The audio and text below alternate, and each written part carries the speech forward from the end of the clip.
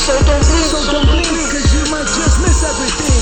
The entire course of a man's life has many times been changed by a single thought, which coming to him in a flash became a mighty power that altered the whole current of human events. History is repeated with the stories of strong-minded, resolutely willed individuals who steadfastly holding to their inner convictions have been able to inspire their fellow man, and in the face of tremendous and determined opposition have literally created out of nothing new businesses, huge empires, and new worlds. They had no monopoly of thought power. You and every man and every woman have it. All you have to do is use it. You will then become the person you envision in your imagination. Know yourself. Know your power. Never forget. Believe will supply the power which will enable you to succeed on everything you undertake. Back your belief with the resolute will and you will become unconquerable. A master among men. Be yourself. A true warrior has resolute acceptance of death, cause nothing else will stop them then. Nothing. Not even death. Not even death. Not even death. You cannot defeat me. You can't make me bow down. You cannot defeat me. I will not give up. You cannot defeat me. You can't make me bow down. You cannot defeat me.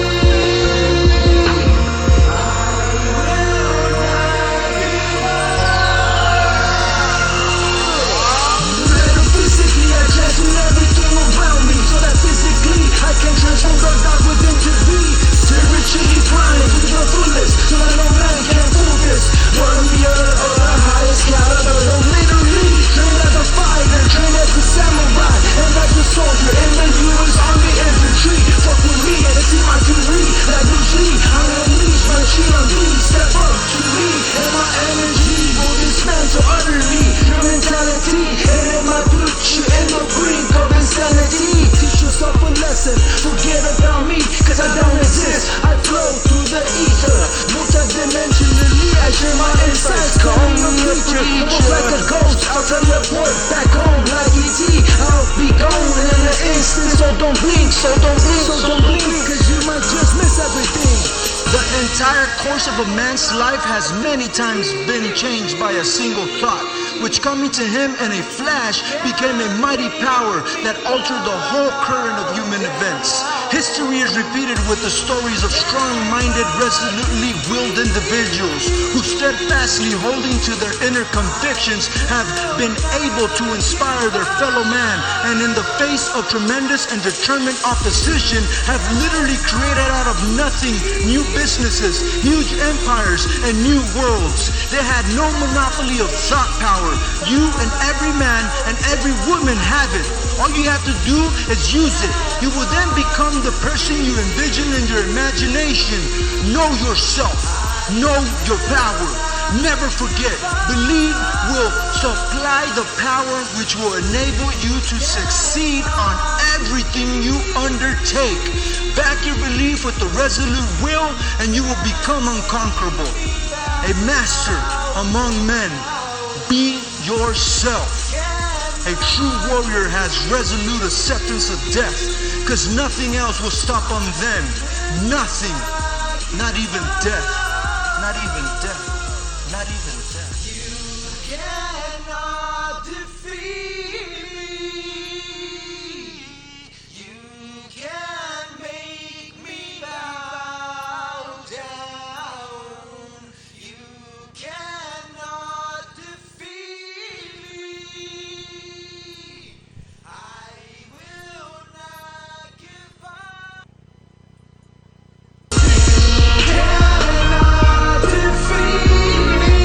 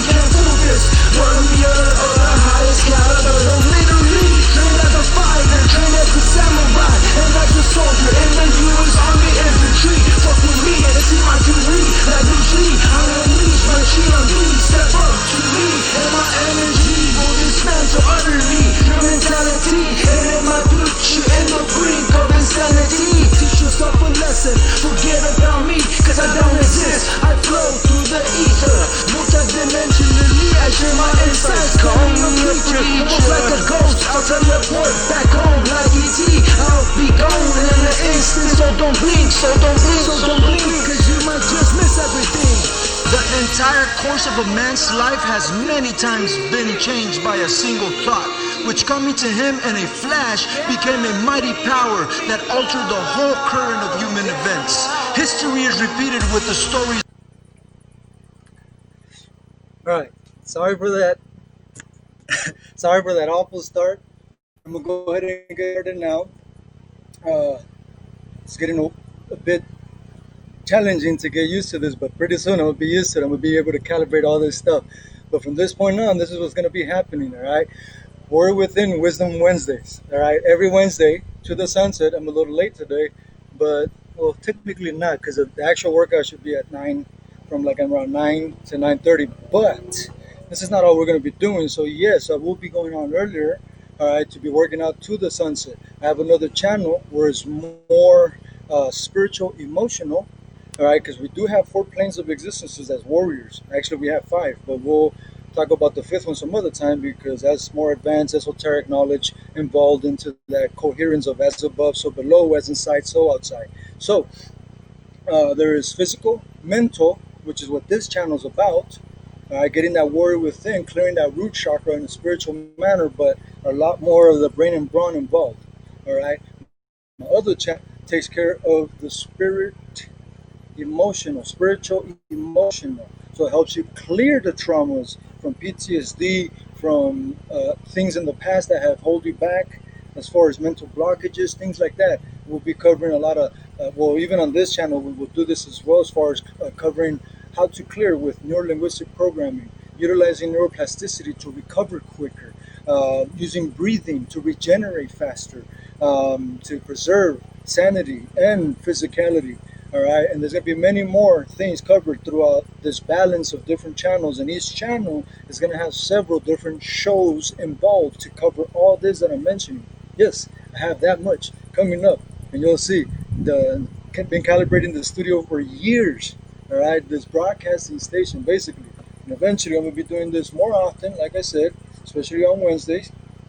But I'm going to be having like call-ins for different types of topics, not just brain and brawn, physical strategy, because we have MMA, boxing, BKFC, in other words, bare knuckle fighting, stuff like that, which is kind of equivalent to street fighting as well. So anyhow, I'm gonna go ahead and continue off with my workout, because I really didn't finish my workout before, and then we'll get to the kicking side. So I'm gonna show you guys a really quick full body workout, usually off piece in, and right now I think this would be what, maybe like an eighth of what I normally do before I start striking. But today I want to get to the speaking and showing you the actual kicking techniques, or what to do to better the snap in your kick, the speed in your kick, the accuracy in your kick, the confidence of hand and eye coordination, or should I say foot and eye coordination. All right, so we're going to go ahead and get started. Let me make sure there is no crazy sounds in the background. Nothing else is on but the mic. That's good. The video is good. So let's go ahead and get started with the actual workout. And remember, we're going to be working out every muscle from head to toe. And technically, I'm going to show you guys what I do real quick. Again, it's only going to be a little fraction of it. We would normally go longer at these rotations so that we can prepare for vigorous activity, so that we can minimize the risk of injury. Doesn't matter what level you're in. You should always do these things in order to pre-warm up before you actually even warm up. So anyhow, what it is rotating from head to toe, every joint. Again, I'm only going to do a few seconds when normally you would do 4 to 5 times the timing on this. All right, so from head to toe. Start with the neck first. And don't forget breathing in through your nose, holding it for a few seconds.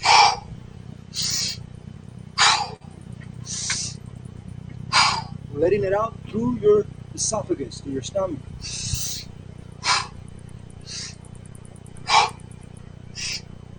All right, switch the direction, nice and smooth at first. Little by little, you work your rhythm quicker and quicker. You go to a more playful motion. Let your body adapt to that playfulness.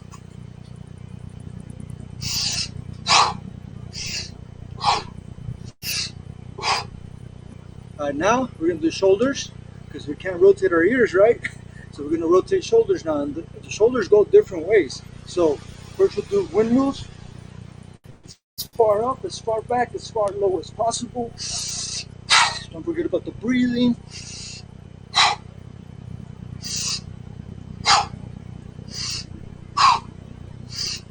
Slow it down, switch the direction.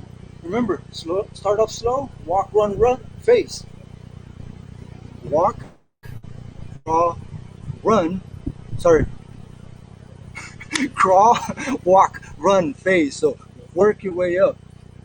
All right, so you want to go kind of fast to where eventually you feel the centrifugal force, that pull on your fingers, because then you're stretching that fascia, not just ligaments and tendons and muscles. All right, next one, swimmer stretch.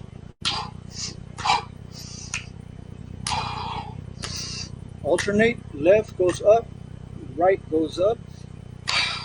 I'm stretching out chest muscles and also upper back muscles. All right, next one, waist. Pretend you're seeing yourself from above and that you're making your spine do a big spiral. Little by little, make that spiral bigger and bigger. With your thumbs, dig in to the sciatica section, all right, where the glute meets the pelvic bone. And you want to do that as you're doing this.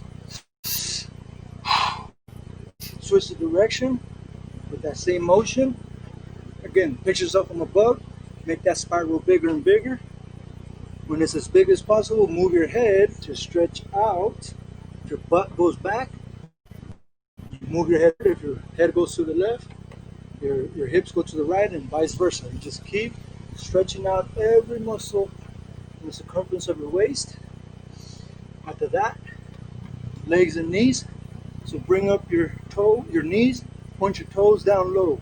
When you do that, you're activating the hinges here, okay? After a few seconds of that, knees together, hands on top of your knees. Good for the knees and ankles. Because look, when do you make this motion here? Never.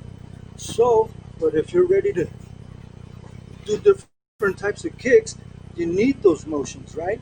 So this is why this will get you used to the overall motion, so your knees don't take any shock while you're doing that. And again, this is pre-warm-up. All right, next thing is squash the bug.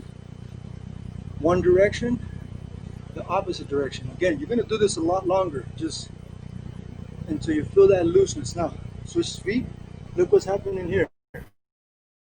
This way I'm hyperextending. When I go this way, I'm hyperextending. So that's your whole trick, is to hyperextend any stiffness out of you.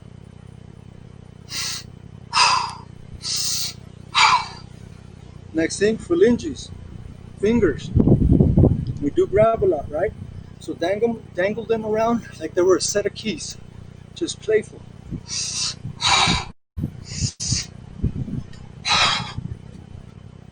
Trust me, this will help you with the snap.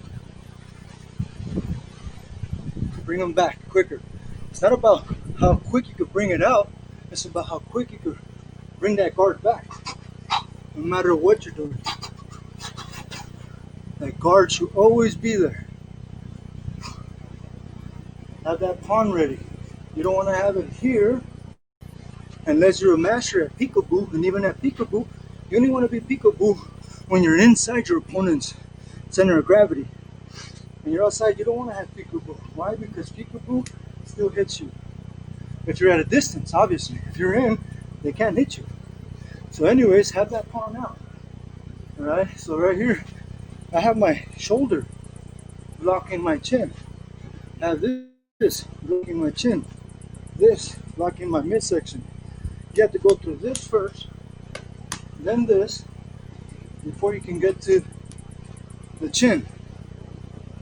I call it the queen, but it's overall the king, because if you get hit in the chin, you don't have to get hit hard and you go down. You lose your equilibrium. Alright, so let me make sure there's no music on. One more time. Yep, for sure there's no music. Okay, so now let's go ahead and get started with the workout. We're going to be moving from head to toe, different muscles without slowing down, without putting the weights down for much time, okay? So we're going to go ahead and get started with tricep extension for the triceps, obviously, but we're going to do it sprinkler and teeter-totter tricep extension style, and you'll see what I mean. All right, so you want to face your pelvic up, crunch in to start off. Elbows in. When you see my elbows, what they're doing, it's like a sprinkler. I'm adding a lot of neuroplasticity here, just doing this. All right, look at the weights. They're going straight up and down as if I was doing the normal.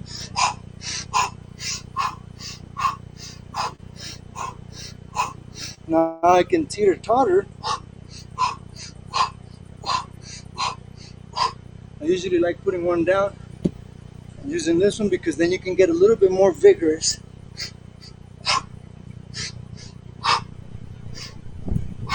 Again, I'm crunching in, almost like if I'm trying to hump the air in a way. But when I do that, I add more ligaments, as I'm stretching right there, teeter-tottering. Now I gotta engage these to bring it back. Now I gotta engage these, all right?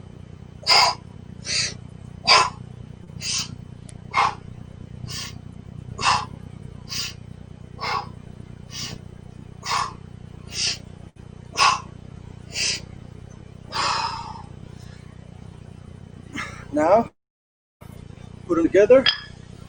So that was triceps, right? And a lot of obliques and core. Now we're gonna do chest, shoulders, a little bit of traps, a lot of core. Press them together. This is normal, right?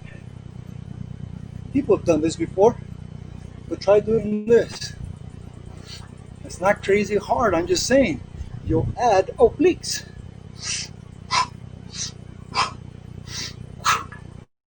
And lower back.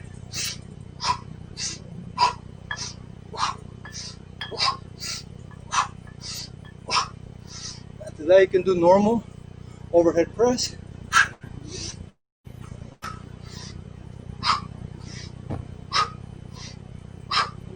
All right, my upper body is burning a lot right now, but I'm beating that lactic acid build up through LAMB, LAMBB, LAMB. Lactic acid manipulation by breathing. Breathing is key.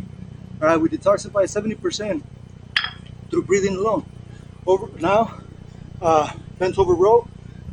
Make sure you have that arch in your back. You don't want to be like this. That's not good. Have that arch in your back. Just like a gorilla, how they stand. All right.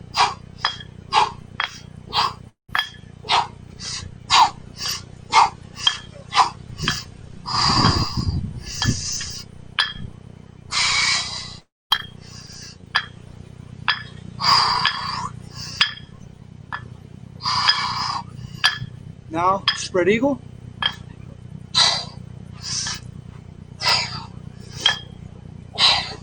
After 4, bring them together again. So this is chest press, obviously.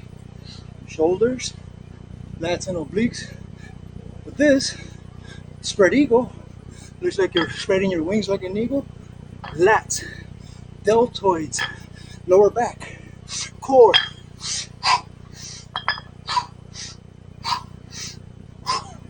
All right, my upper body is burning, so I'm gonna keep the weight still. This lower half, samurai lunge.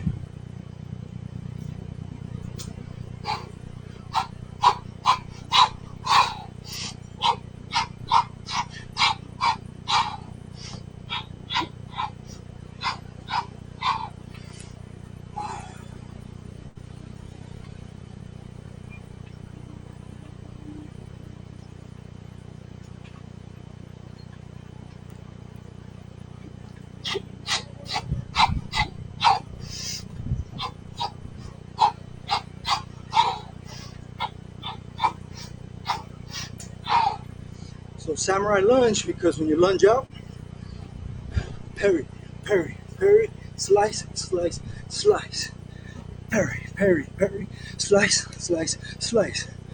A blade is coming this way, and parry, misdirect, or parry again, and then slice, slice, slice.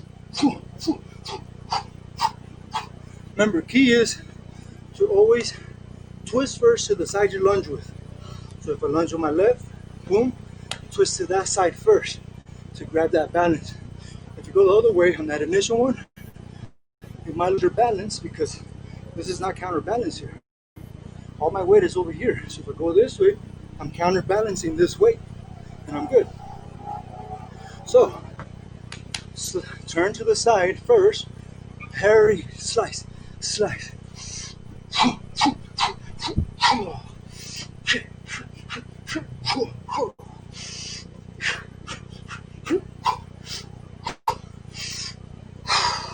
All right, so I just used my lower half. I'm gonna go back to my upper half.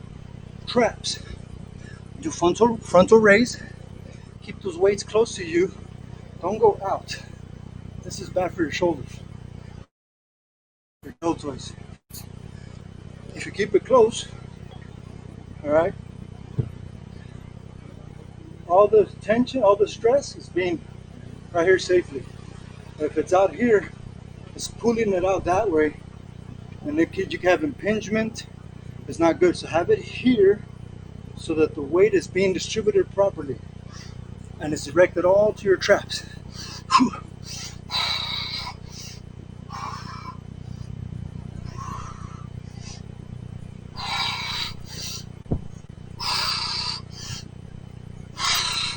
Your goal is to beat your own burn. So once you feel the burn and you see that you're starting to slow down that rhythm, go about 3 more, and that's it.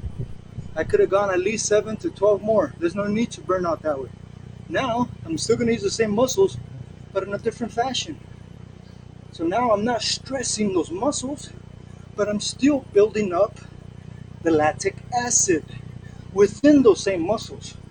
Notice I'm going forward, backward, straight up and down, forward, backward, straight up and down. There's no need to count. Doesn't matter how many you use of what side. You just keep going and going until that burn. It's a little bit difficult to keep that same rhythm, that same speed, and that's it. Now we do a twist and kiss your fist. I know it sounds funny, but you'll see why I call it that. So this is normal curling, right? So why not add a twist, quite literally, and pretend like you're kissing your fist? It's not necessary. It's not really. It's not what you're doing. But look what's happening with my waist. Look what's happening with my tricep. I'm extending it. That means I'm utilizing my tricep as well. Curling for the bicep, and when I twist, I use the obliques, and I'm even side crunching. So I'm using a lot of core, a lot of obliques, a lot of lats, shoulders, chest, many muscles right now, just from this motion.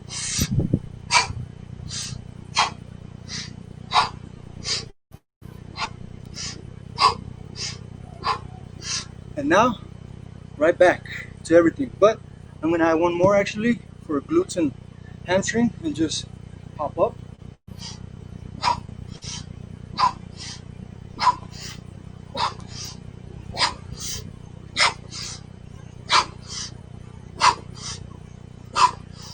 Notice my knees, they're not too wide open. The feet are not sticking out, because that's bad for your medial collateral ligaments, MCLs. All right, even for your lateral collateral ligaments, LCLs. Obviously the ACL and ICL also, anterior posterior, PCL. So anyways, it's not good. Shoulder width apart, go straight up and down. Your legs as best as possible to a 90-degree angle. Notice I'm still gonna use the same motion, but it's gonna look like I'm skiing. Notice I'm leaning forward. It's because I got this counterbalance here. I'm using hamstring and core a lot more by doing this. If I don't bring them back, I lean forward because all the weight is that way. This is how you use more than brain and brawn. Using physics through my workout. Doing way more of brain and body coherence.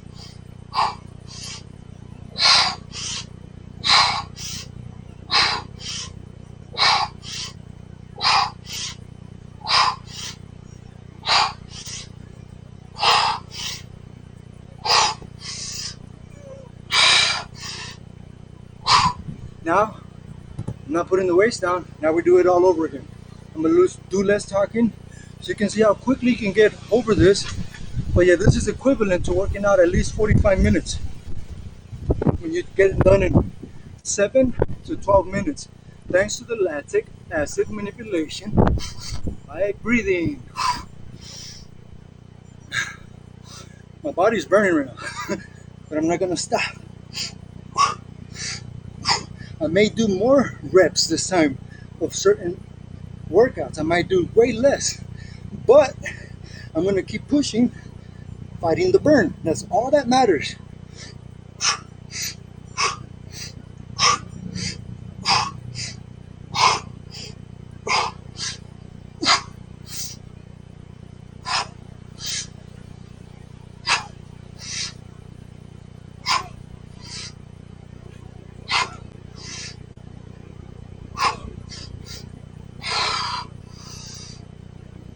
If you get to a point to where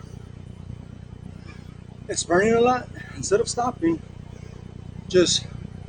I kind of stop right now, but as I'm getting the other weights preparing for the next set, neutralize those thoughts, regulate that heart rate, breathing deep into your nose. That's when you neutralize those thoughts. Hold it. That's when you control the breath. Let it out to transmute whatever happened throughout that last set. Don't say it's too easy, too hard, it burns a lot, it's hard to breathe right now because it's hot, whatever it may be.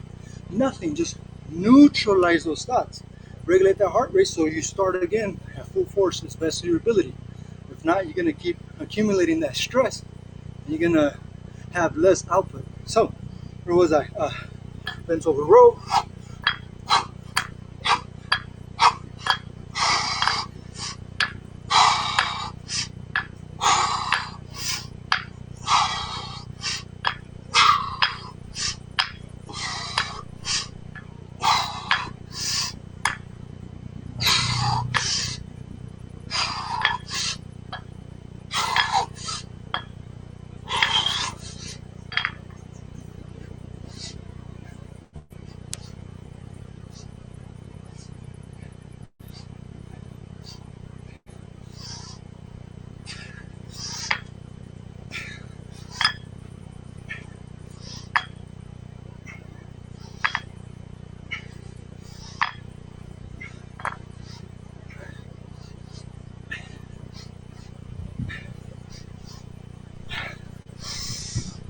I'm out of breath right now, but I'm gonna neutralize those thoughts and regulate that heart rate.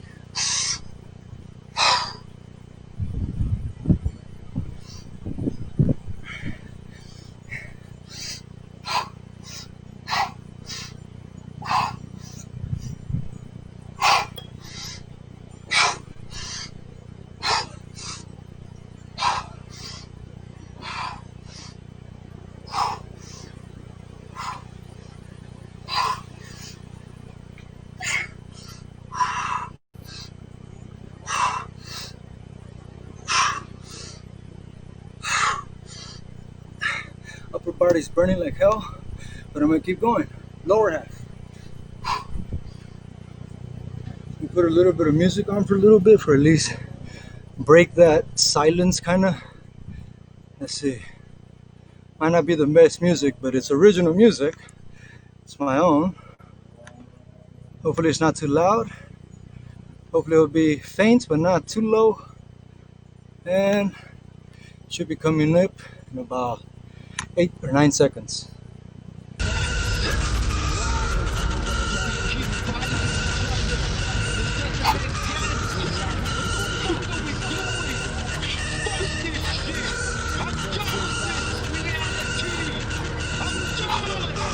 Embrace the dark so you can see so many things in a different perspective. Perception is projection, so what the fuck, bring it down, put the sound and use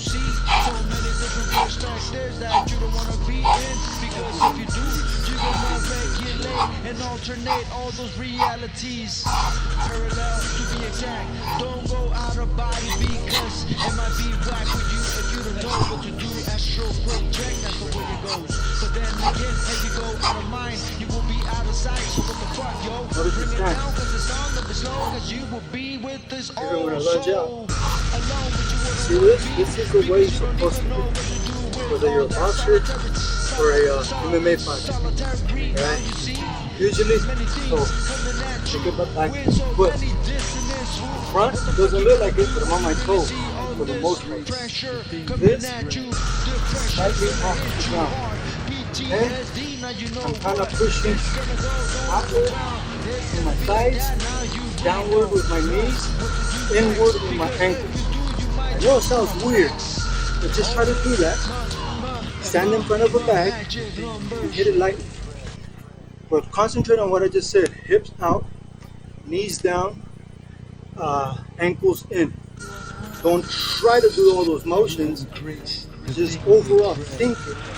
And you will see your center of gravity will be so strong. You think about this. The fastest athletes in Olympia, aside from swimmers, what is it? Sprinters, right? You're gonna tell me that sprinters, they get ready?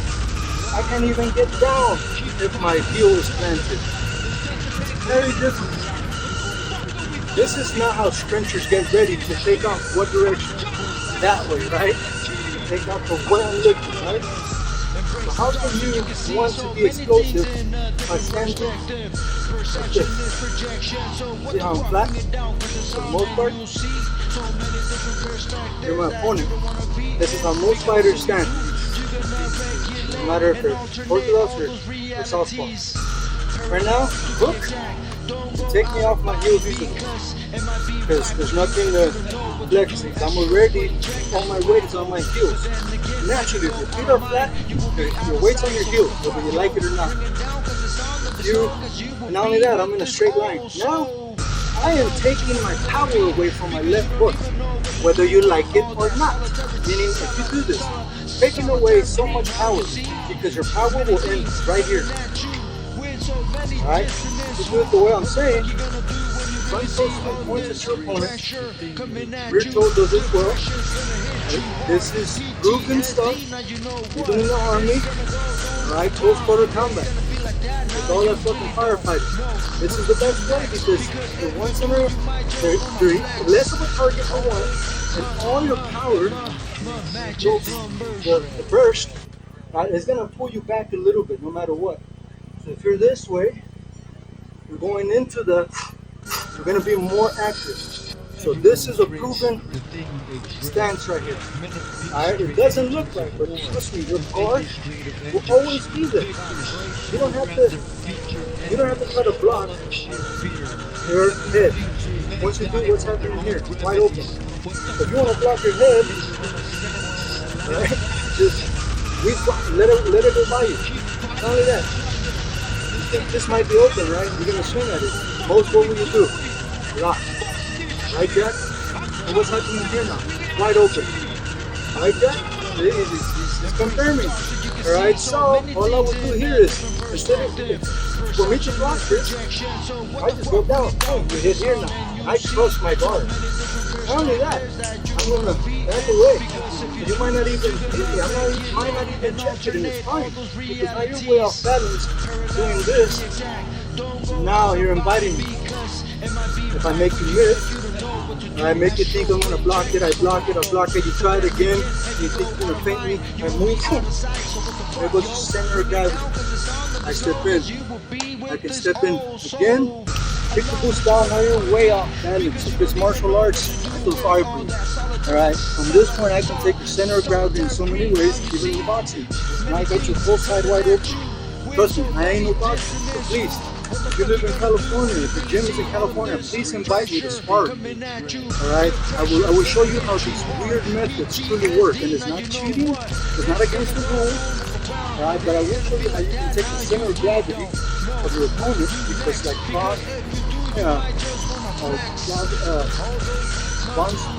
Bonswood, I think is his last name. He states, in order to beat our enemy, we must mass our forces in the center of gravity. Because then you disrupt the center of gravity with your core. Alright, I'm paraphrasing on that, but that's the way you disrupt physics. If you disrupt the center of gravity of the tree, that tree is coming down. Alright, that's why they say chop up the tree. If you can't hit the head, chop up the tree. The head's gonna come down, then you'll be able to hit the head. Chop the tree down. So anyways, how does the sprinter get ready to stand? But look! Off and down, because what? I'm going to explode. I'm going to explode that way. So this way, I can explode forward easily and come back. Notice how my feet go forward. I didn't go like this and that. If I meet a master fighter of anything, as soon as I do this, he's stepping in or kicking or disrupting or something because I'm off balance. Also this. Going to the left. Right. That's the proper way of moving. Notice how I'm always in my center of gravity. If I do this to go explosive to the left, it might work with some, but when I meet a master, as soon as I do that, I'm being taken off center of gravity. As soon as they see that cross, I'm going to go right first, and then you might say, yes, that's only going to happen for a millisecond, and you're going to shift, and then you throw a punch with it. Look at my guard. I'm not opening myself up. I'm guarded. But if I'm doing shifting, getting away from the center of line, I'm shifting, and I'm going to not waste that momentum, economy of motion, and I'm going to disrupt your guard, your center of gravity, anything, if I don't hit you. But the point is I'll be at least 4 steps ahead of you now, just from that motion. Most people, they move, yeah, but they don't capitalize on that motion. So, another thing, don't cross. Alright? If you want to go forward, move the way you're going, whether you're southpaw or orthodox. You're now in southpaw, my right foot is forward. If I want to go forward, advance, I move the front foot forward. If I want to go backwards, I move the back foot first. Then the other one follows. It's never because I'm off balanced. And this is not gonna, it's too taxing. A double shuffle, yeah. What do you think Jack Dempsey? He almost looks like he's shuffling, but he's shifting. Fly. Look at how his straight stance right there. That's the same thing as Mike Tyson. He's overall righty, so when he gets close, he can move. He can, right here, he can easily go bam, hit you on this side, come back, uppercut. From here I go to southpaw, bam, boom, boom, boom, boom, and then get back out. Easily shift. I don't teach that in boxing, but Jack Dempsey would do it. He will come forward if he's off balance, natural, economy of motion. I just keep going forward, but I'm not going to waste that momentum. I'm not going to make it look like it's a mistake. I'm going to capitalize on my whole mass moving forward. So,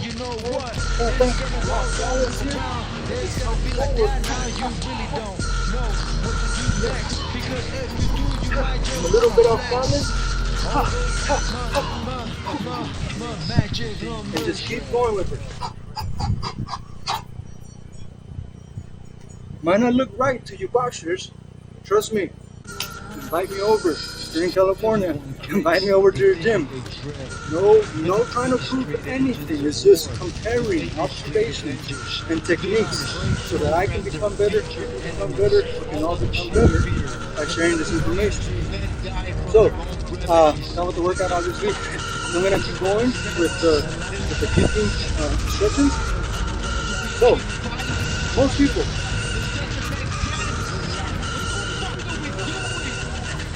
let me try to get the camera a little closer. 2. It's about to die. Let me get my. So what the fuck, bring it down with the sound and you'll see so many different perspectives that you don't want to be in, because if you do, you're gonna make it and alternate all those realities. Parallel to be exact. Don't go out of body because it might be whack with you if you don't know what to do. Astral project, that's the way it goes. But then again, if you go out of mind, you will be out of sight. So what the fuck, yo? Bring it down cause the sound of it slow, cause you will be with this old soul.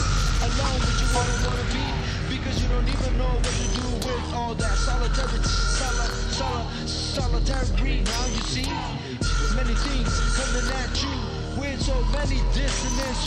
What the fuck you gonna do when you really see all this pressure coming at you? Depression's gonna hit you hard. PTSD, now you know what it's gonna go. Don't look around, it's gonna be like that. Now you really. Alright, I just realized too that the damn music is still on. I'm gonna turn that music off. Alright, so now I'm gonna give you little pointers on the kicking, economy of motion with kicking.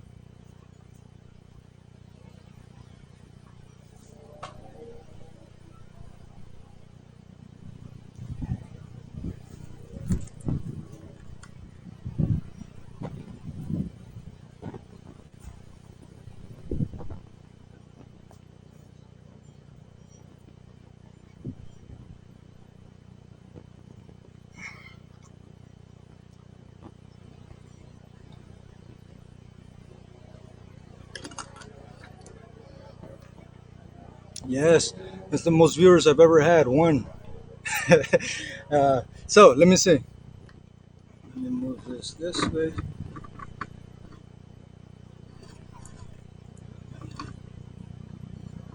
Okay.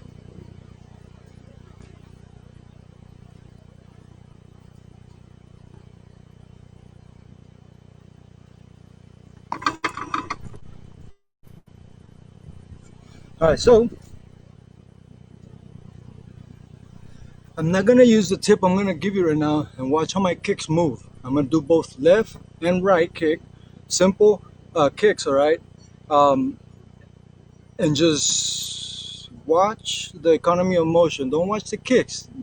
It's obvious what I'm doing. I'm kicking, but obviously I'm trying to show you guys how to maximize and optimize your kicking. So watch what I do overall. Again, I'm gonna do it what I think is the wrong way, meaning without the tip, and then I'm going to give you a tip, and then we'll see if someone pops in at the right time and asks the question on what they seen differently. So here we go.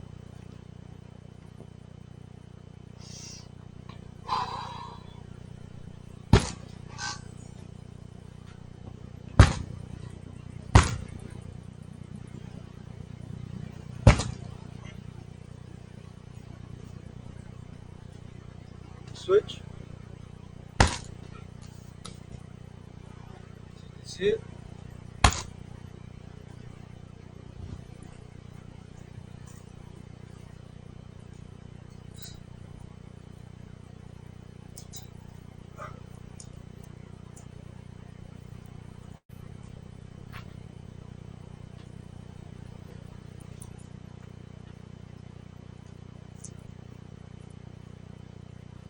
Oh, okay.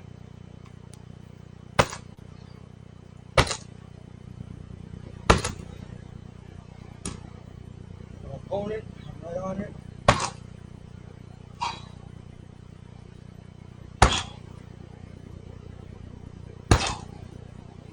Alright, this guy wants to play over here. So now I'm going to use the actual little extra tip and see if you can pick up on it, and hopefully someone comes in at the right time and we'll exchange some information. So here we go.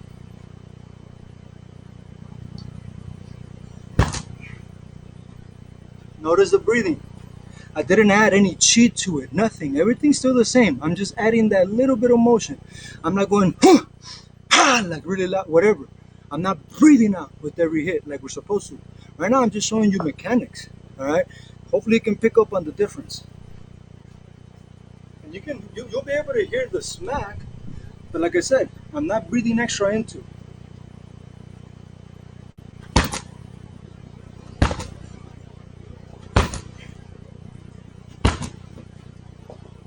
Now I'm going to switch.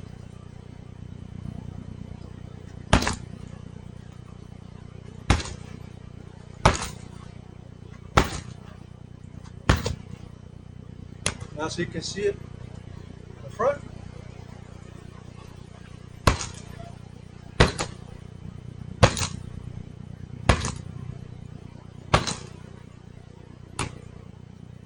Switch.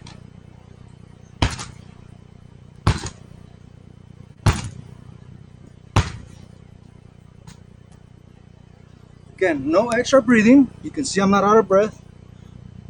And hopefully you can see that. From that, you can tell that I'm mainly Orthodox. But for those of you watching, obviously there's no live members right now. Because like I said, I'm barely coming back again. I had a hiatus for over 7-8 years or so. Not posting anything new because I was soul searching, trying to tame my PTSD from war. 550 combat missions in a span of a little under 16 months. It's a lot of trouble, a lot of death. I got to see, was blown up several times, and seeing my own buddies about to die was not good. So it was difficult for me for many years.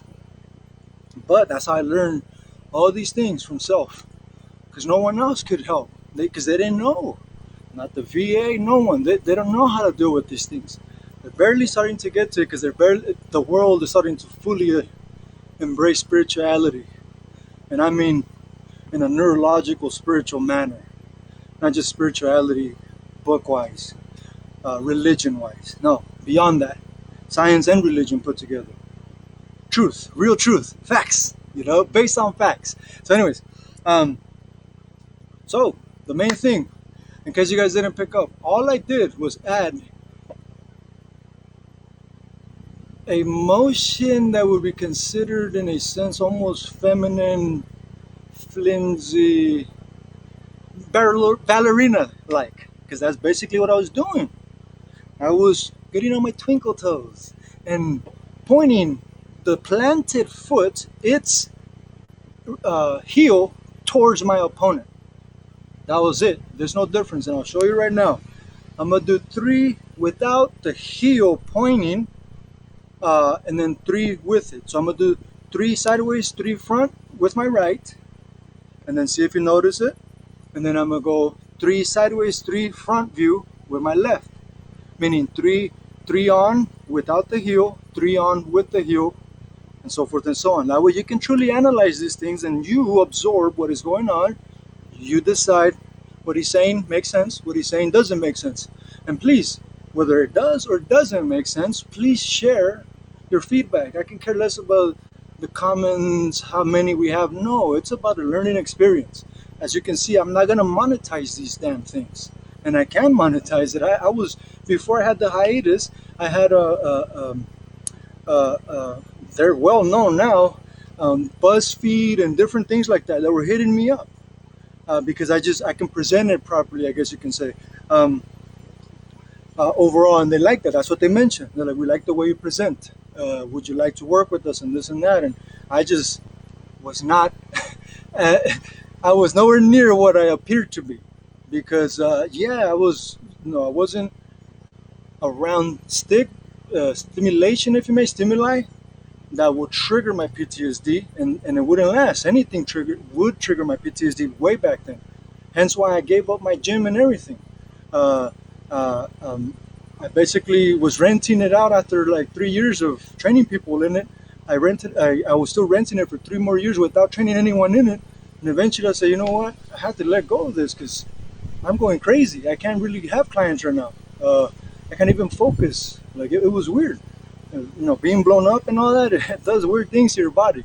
So anyways, I'm gonna go ahead and do the heel and no heel. Again, first, no heel, then the heel.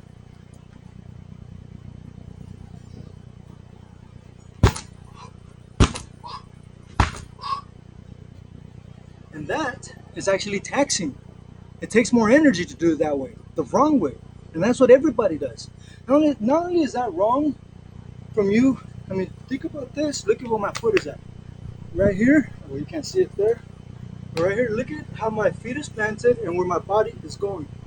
That's very bad for the ligaments and tendons. Now, if I point my heel towards you, I already eliminated that. And look how high my leg came up. After that, I just add that core.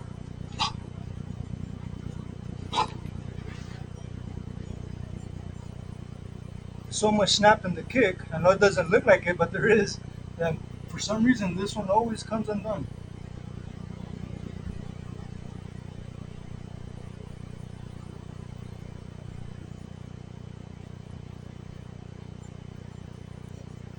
Um, so, um,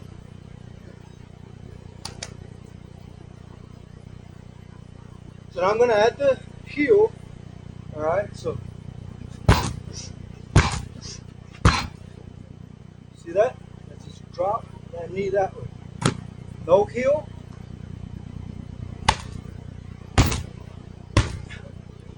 Way more taxing because it's not natural motion. If I come up on my toe, finger toe, right, and pivot, twirl on that toe, that snap comes without wasting energy, and it's more fluid, economy of motion.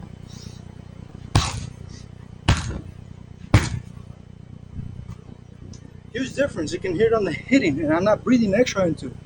Now I'll do it with breathing. Let's see what's the difference. Breathing and pivoting.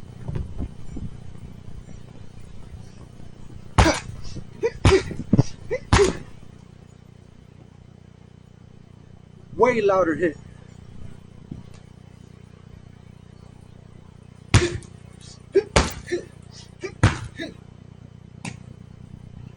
Huge difference, right? Now I'm gonna do it with my left side.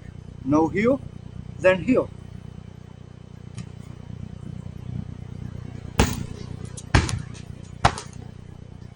I at least did that step, but still, I did not pivot. Now I'm gonna pivot.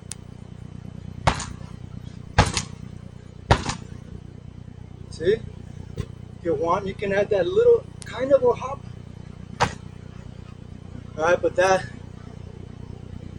situation will dictate which one you use. Only twirling, skipping a little bit, or whatever the case. So now I'm gonna do the front one, no heel, then heel. Now heel.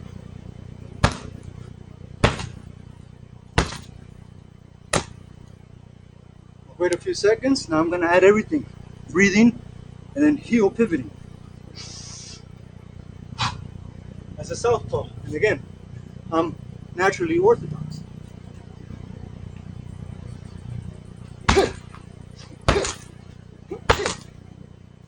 You can see how much more it moves. You can see I'm not stepping in more into it. I'm just timing it when it's coming back. And they should actually move less. Because I'm timing, I'm not going with it. Like some of you guys try to do that to make it look like you kicked it way hard. Be realistic. You're not gonna kick somebody as they're moving away. You're gonna leave yourself wide open. You're gonna kick them as they're coming in. Because you don't have to kick as hard, and when two masses collide, it's equivalent to both speeds. Physics. Add it to your fight. So now I'm gonna add everything, breathing, everything.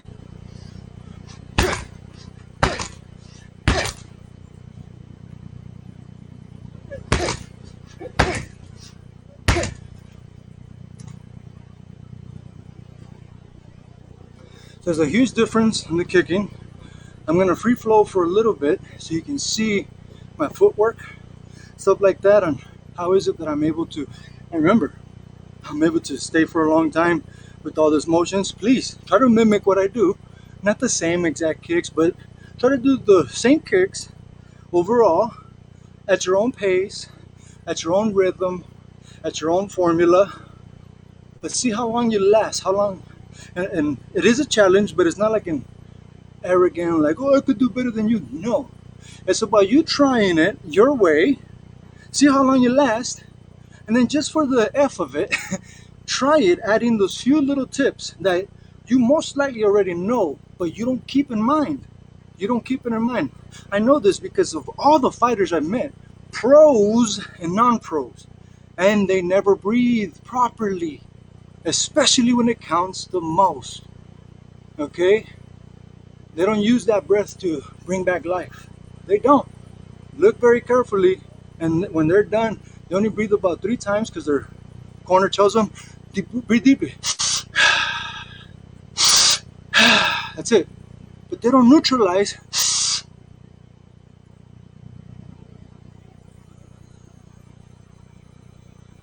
I can still hear what my corner is saying as I am neutralizing, regulating. My corner right now should be only telling me simple stuff once I'm done, okay?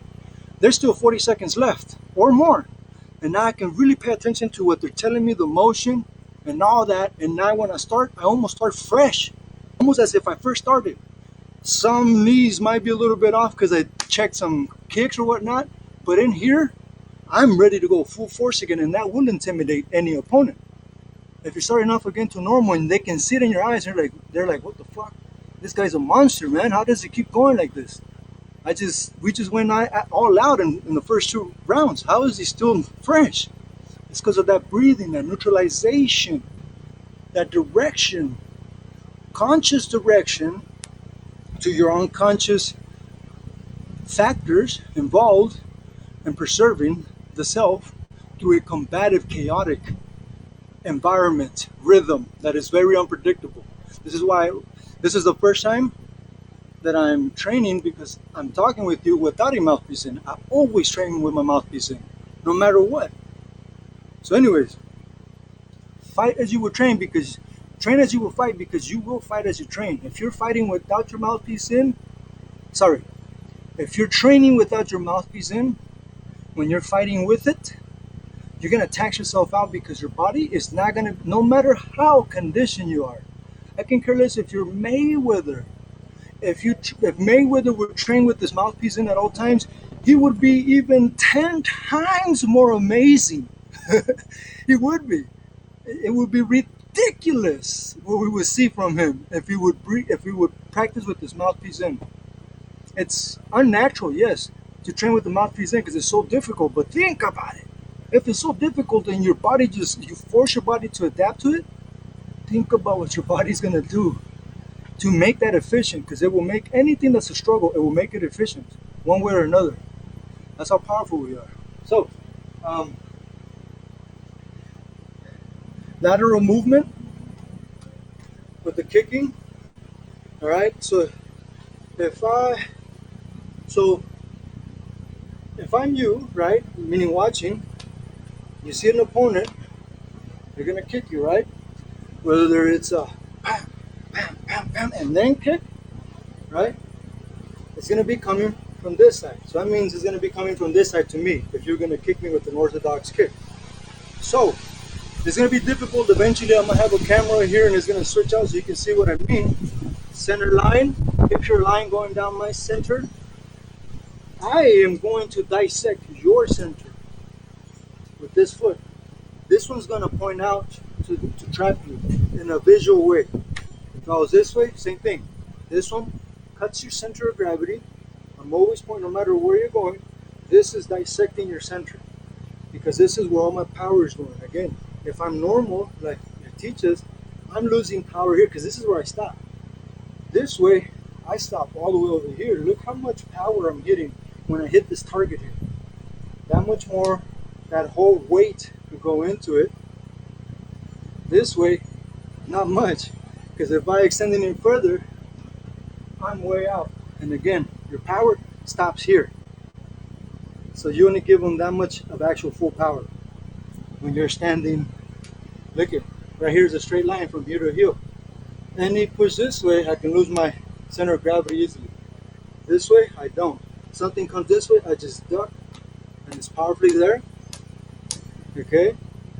So now, from here, when I swing, look at how much more I'm swinging without losing my balance.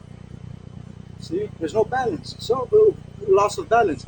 So that means I'm already hitting you, and I'm driving that much over. But still, without losing my center of gravity. This way, yeah, you might not lose it, but look what I had to do. I would have to step, but now I'm opening myself up. If you're this way, there's nothing to open up. All right, you're there already, no matter which way. So now, like I was saying, what is an MMA fighter gonna do? Check this leg, right? Because it's in front. No matter which way you hit it, right? So if the leg is coming this way, all I have to do is bam, very small in the kick. Because remember, we're very accurate, right? As boxers, as MMA fighters, especially professionals, right? You know your distance. You know you sometimes, especially with the long kick, you shouldn't overcompensate. You shouldn't overcommit, because then if you miss, you're completely off guard to your opponent, right? So if that kick was coming, they're gonna penetrate about that far. Any further, they're gonna be out of balance because they have to come forward to hit this. So what if I just move this way? Completely miss my knee, and I didn't waste energy. So all I do is boom, that's it. So what if you're that opponent, right? You're kicking, fuck, I miss. You might, right? You might spin or bam, come forward, right? But the point is bam, shit, I missed. At least I'll keep them away. Or shit, I missed. At least I keep them away, even though I missed, right? So if I do this, that thing's coming one more time. That's it. Simple, without wasting energy, nothing else. Again, bam, there goes the kick. You might do that the back fist, bam. It came this far, if anything. All right, so that goes to show you simple footwork. Your footwork can be your guard, just like in fencing. All right, or rapier. Rapier is the deadly form of fencing. All right, you gotta fence. Rapier is different because you gotta have your little. Sometimes it's a small one. It's like a gauntlet that you will use to block because it's to the death. Rapier, R-A-P-P-I-E-R. Okay, so it's to the death, and it's a little bit different because a blade comes this way. I can block with this, parry, and still slice. And fencing, that's why sometimes they stand this way because there's no need to guard. It's just point, boom, right? So with either of those, but especially with rapier, look it up, and you're gonna start finding these things called plates, like a plate that you serve, but it's a visual plate that you superimpose as if you were seeing yourself from above, and now that plate around you, whether that plate has triangles, a hexagon, different things, a 9-pointed star that you utilize to, if there's a hit coming, I'm either going to go to number 7, 8, or I'm going to go to number 3, either 2 to enter, or 3, 2 to create space, and then 1 or 12 into the 12 o'clock. You see what I'm saying? For instance, capoeira, overall, it's a triangle motion. Right, so they go bam, right, and they keep going, and with this momentum, that's when they can keep going, and eventually they add a kick.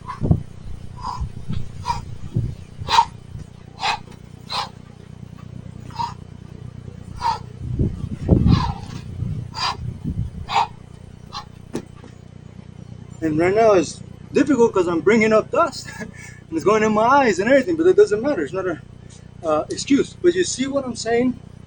Overall, there's different stances for different arts.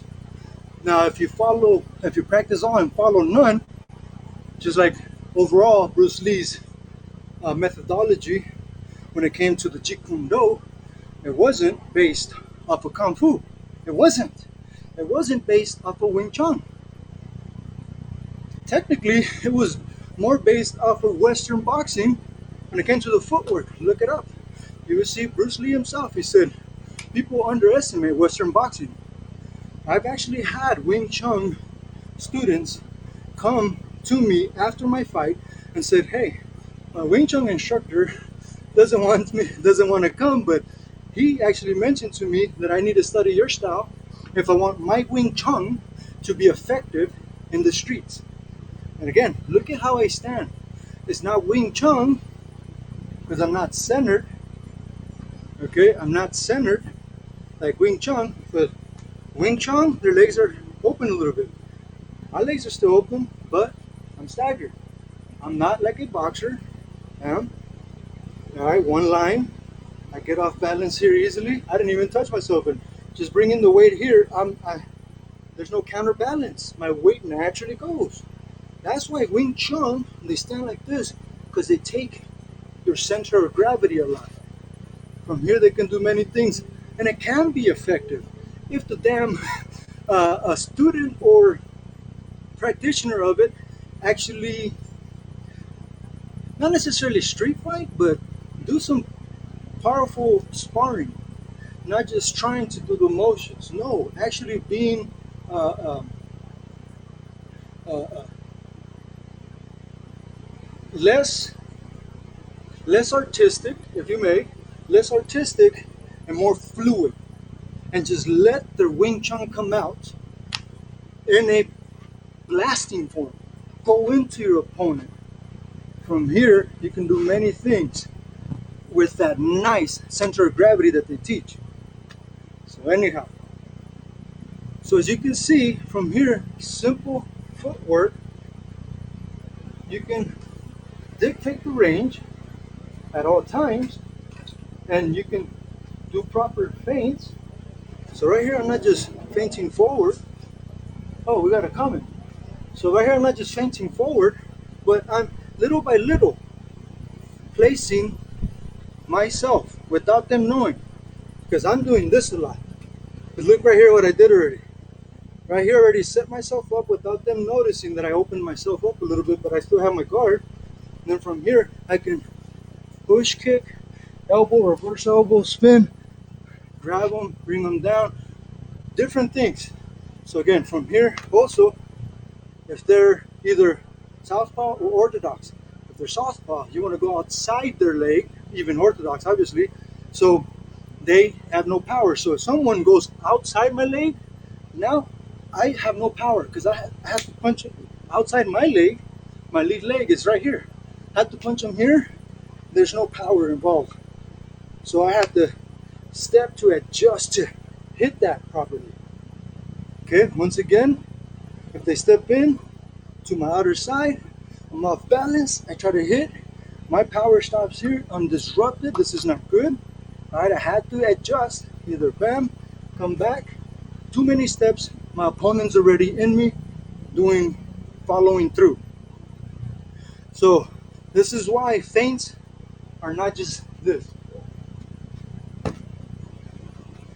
Like some MMA fighters do. Like, hey, I'm open, come on, try it. Nah, man, do a real feint. So even this little thing, another thing is also, don't do the feints in the center of the ring, whether it's MMA or boxing. Have you noticed in UFC, octagon, they always have a smaller octagon closer to the center of the ring.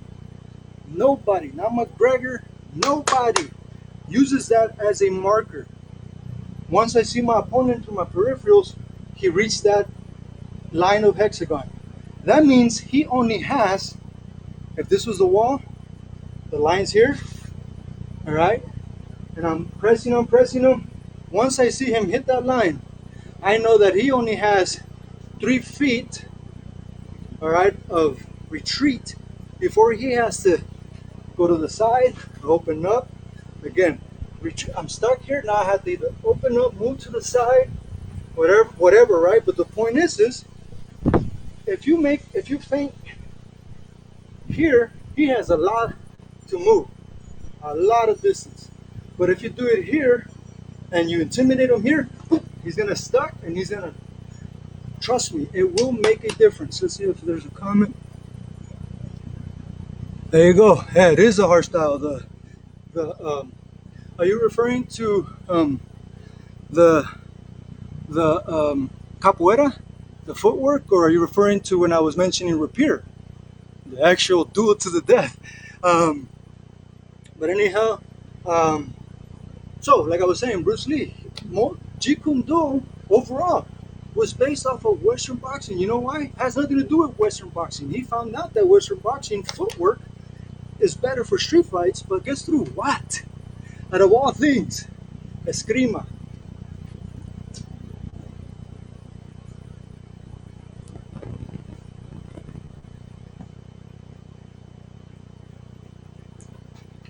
Or better known as Kali.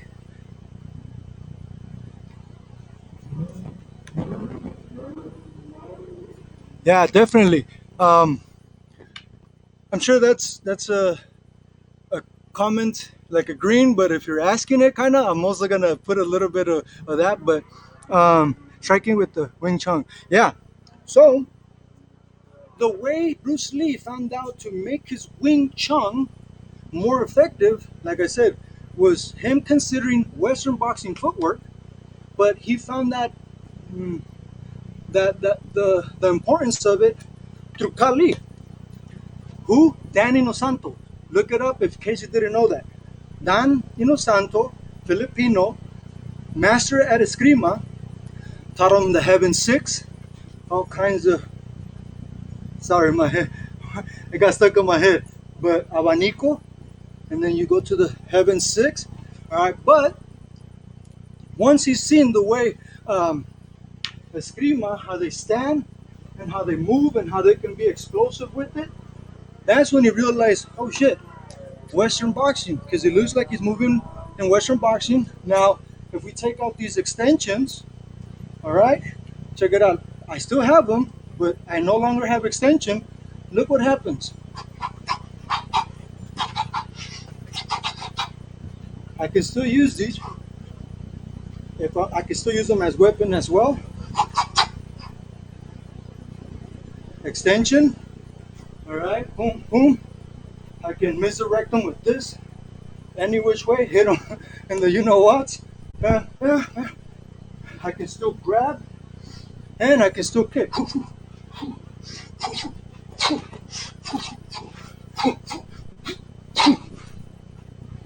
Or use them as normal.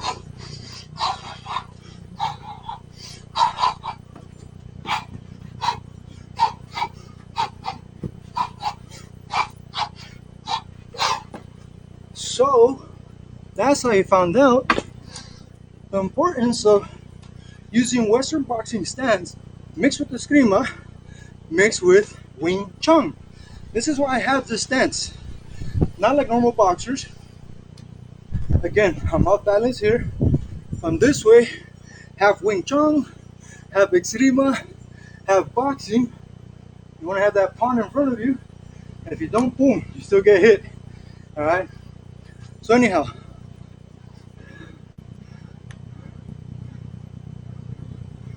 yes, it's disrupting your opponent's center of gravity for one, and using the momentum against them, blending in with their motion. So if they're bringing a strike this way, I can either block in, hook that arm, and then step in, bam, or I can let it go, whew, bam, right here. I grab it, and since he's punching this way, I grab it, I move it, I strike many times here as he's moving around, bam.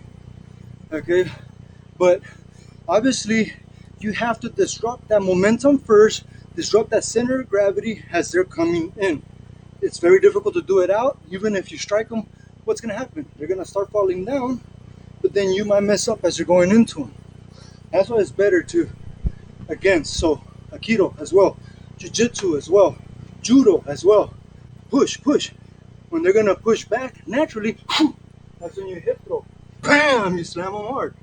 All right? Aikido, they're coming with a bat, with anything.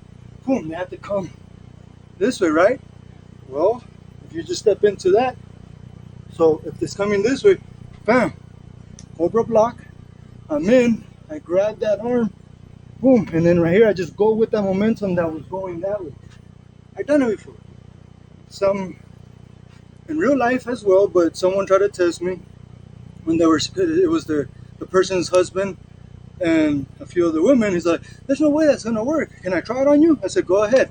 I'm not responsible for what happens, but I promise you I'm not gonna go crazy hard. And he's like, are you willing to accept? He's like, yeah, I want to see how those will really work because you're showing it to my wife. So I'm like, all right, cool. Well, whenever you're ready, strike me with the stick. He's like, are you sure? It's like, yeah. If you strike me, it's my fault, not your fault.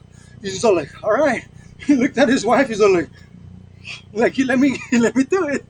And then so he tried to feint, and then when he tried to go, I just simply stepped in right away without any fear, because once you do this, you even if you hit here, just like Bruce Lee, just like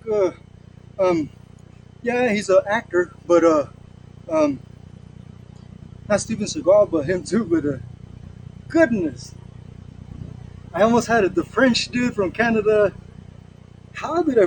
Jean-Claude Van Damme, when he would do that motion, he would flex his lat and let the kick hit him here. And you step into it, and they're not expecting that because they're expecting to hit here. But if you go into it, you disrupt their energy, you're flexing, you're catching, all right, and it's not hurting you. Same thing, if you miss a little bit, hey, it's still not gonna hurt you because the bat is gonna hit me here. If I move in, the power is back here. There's no way that's gonna hurt me. From here, I'm just stepping in, hip through everything. And you're dislocating that arm if they don't jump. So it looks pretty. That's why some people that don't understand Aikido are like, oh, that dude is throwing himself. Yes, he's throwing himself so he doesn't dislocate his shoulder. Let them try it on you, and you can be like, how did you didn't even try? It's because the body naturally wants to defend itself. So you throw yourself so you don't hurt yourself. So, but people think it's fake, but it's real. It really is real, man. So the exhibition fight is going to be Mike Tyson. Mark my words. Nothing to take away from Roy. Man, come on now. That's Roy. But look at the difference between Mike Tyson and Roy, size-wise, to Mike Tyson's prime, to Roy's prime. Yeah, he did okay in heavyweight, but he was not a natural heavyweight as a fighter. Okay, so if you see his videos now, he still looks like a freaking badass warrior, but he's so, like way bigger now. It's a whole different thing carrying that weight around. He's gonna tire quickly. And again, exhibition, even if it's with headgear, because according to California rules, at that age they're supposed to have headgear. So I don't know if even Mike Tyson said, he's like, no, we're supposed to have headgear, but I don't know if they're gonna have it or not. At least for his fight. But the thing is Mike Tyson is Mike Tyson. Even at 50%, he naturally knows where to hit. The smallest hit anywhere there will mess the equilibrium up. And without trying hard, I believe Mike Tyson will drop Roy Jones by accident, in a sense, meaning he's not going to try to knock him out. But it's just, I mean, look how Mike Tyson moves.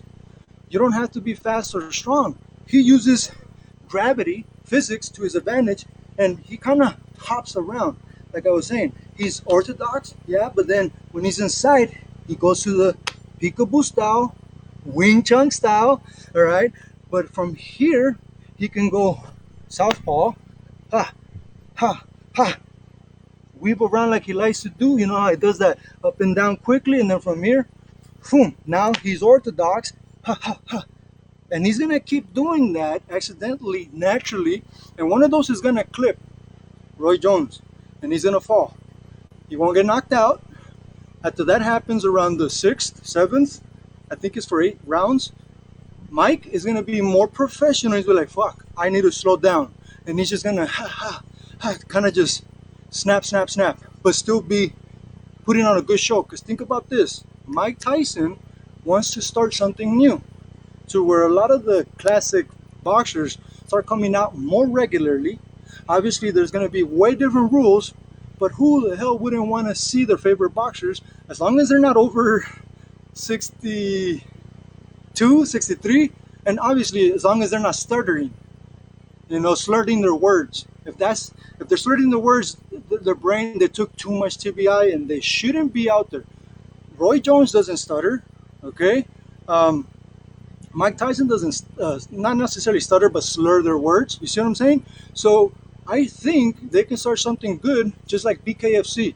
No one thought that would make it out to a professional level, all right, because it's too brutal. Well, it's not. It is more bloody, but it's a gentleman's sport. If you look up true bare knuckle fighting, men used to get together to change their indifferences afterward, a handshake, probably even buy each other dinner, and they became good friends after. I've done it to many of my street fighting opponents, okay?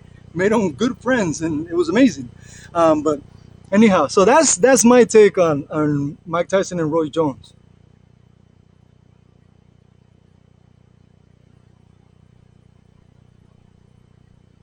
Yeah, exactly. That's I am in the same with that keeping him at a distance, but that's why I said what I said. He's he's not gonna be able to keep up with what some people call running. I don't call it running, meaning that Mayweather backpedaling. As long as you're striking, that's not running. Uh, uh, um, Mayweather, when he backpedals, he's still in the defensive, which makes him offensive because he's a smart boxer. He should never go to the offensive unless by way of defense, and he does that a lot. Roy Jones would do that too, but that's the thing. Roy Jones is too long, for one, and Mike Tyson knows how to. He specializes in getting into taller fighters inside in a little cage, and it's hard to punch him once you're inside. I mean, think about this. Try to punch yourself solidly, like you would punch somebody, not here, but in your body. It's impossible. So imagine if someone's in here, it's almost the same thing. You can't really, hopefully it doesn't cut off, but you can't really punch yourself with power. So it's going to be difficult, and Mike Tyson knows how to use that. But King Groove 713, definitely, that is a huge possibility that might happen. I hope the live feed doesn't get cut off. It got cut off on this end, but uh, GoLivestream.com, they're pretty good at keeping it flowing, even though we lose connection here and there. You're now live video dashboard. So who knows? Maybe it'll come back. So, anyways, if you are still there, great. I'm about to finish. Let me see the stance, the footwork, the defense. Um, yeah. So, in case you're watching this now and didn't see the first half, one thing I would recommend you watch is Gilbert Melendez versus. It's an older fight. Gilbert Melendez, El Nino, versus. Oh goodness, what's his name? The Hawaiian dude. Not Holiday, but Holloway, but Benson, yes, Benson. Especially the second fight. Um, yeah, actually both fights. You're gonna see what I mean about the kick defense. How you can simply just step to the left and back, and Benson's kicks would have missed Gilbert Melendez big time. I actually have a prediction that I did before the fight, and if you compare it, you're gonna be like, did you fucking see this fight before it even happened? Everything to the T happened. But it's because I knew both of those fighters very well as far as their strategy and all that. And I overall knew Gilbert Melendez style because he's more based on street fighting because he grew up where I grew up in Santa Ana, California. So, I mean, I stopped counting when I was 17 years old. I stopped being prideful because I kind of, in a sense, grew up a little bit. So I stopped counting my street fights at 144 street fights when I was 17, but I fought way more times than that. So that goes to show you how much we would fight in Santa Ana or Huntington Beach, Costa Mesa, all of those areas. Why do you think there's a lot of fighting gyms over there? Famous fighting gyms. So anyhow, if you watch that fight, you will see that, I mean, Gilbert Melendez is not a kicker, and he only threw one fucking fucking kick in that whole fight. And I predicted that. I said, man, if he only throws at least a good 15 kicks, he will stop Benson enough from that onslaught of those crazy freaking trunks that Benson has, and he would have had a chance. He would have had a chance of beating Benson, but he never had a solution for those legs that kept coming from Benson, and it just, I mean, think about it. Once your leg shot out, you can switch, yeah, but then all your weight's on this one, and it's harder to move explosively. Now this one's getting beat up. Now it's hard to punch properly. It's hard to plant to kick, even if he knew how to kick. See what I'm saying? So simple stuff. You just bam. Because remember, they're aiming for this. The farthest they'll go here, because if they go any further and they miss, they're gonna be way off balance to you. Right? They're gonna have to do something, right? So if they're aiming for this, you just sidestep and a little bit back. And now you're outside of them for one. And if you need a little bit more, you just step one more time. And then from here, as soon as you land, explode in to their midsection, explode in. Take their center of gravity, mount them. You can do all kinds of things, but the point is simple footwork, no matter if you're orthodox or southpaw. Same with the punching. A punch comes, bam, you just open up. So this is what they're punching for. You open up, you don't see it there. You open up just for a split second. Now, this is where they were punching. Not only that, but from here, you slip. So now, if they're punching this way, boom, you slipped it, right? You slipped it this way because you're slipping. Now you have all this wide open to do all you want. Bam, because the punch went that way. Now I have all this wide open here. Bam, bam. Step into them. Take the center of gravity, even if it's boxing. They're going to react. They're going to have to open space. But what? Trying to get their guard back. You're 7 steps ahead of them already in so many ways.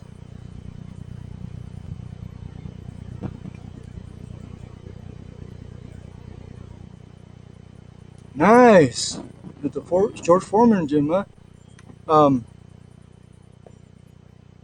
Yeah, definitely. I used to work with the at Soy in Costa Mesa, Save Our Youth, helping them there as well. Volunteer my time, so thank you, King Groove 713 for doing that. You know, service to your community. That's phenomenal, man. Much respect to you.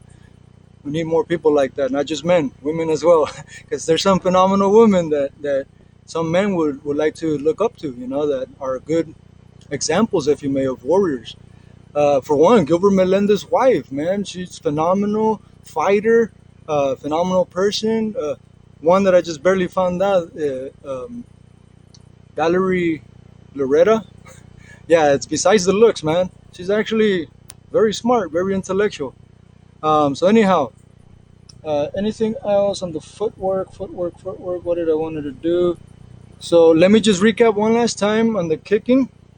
Is first I'm gonna kick without heel placement, pointing the heel towards my opponent.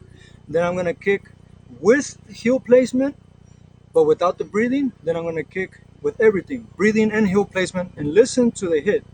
Okay. 3 without, 3 with, and 3 supreme. Everything, breathing and everything.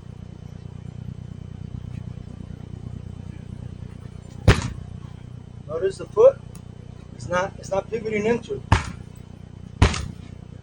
And it takes a lot of energy to do that motion. Now I'm gonna add heel, point my heel towards my opponent, the planted one.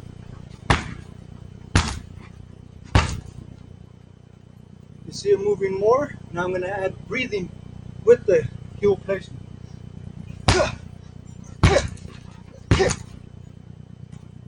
Notice how the back moves even more. 3 without, 3 with, 3 supreme.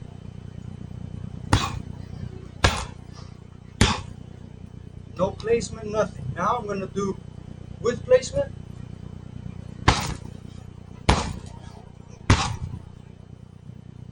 Now with breathing. hand placement.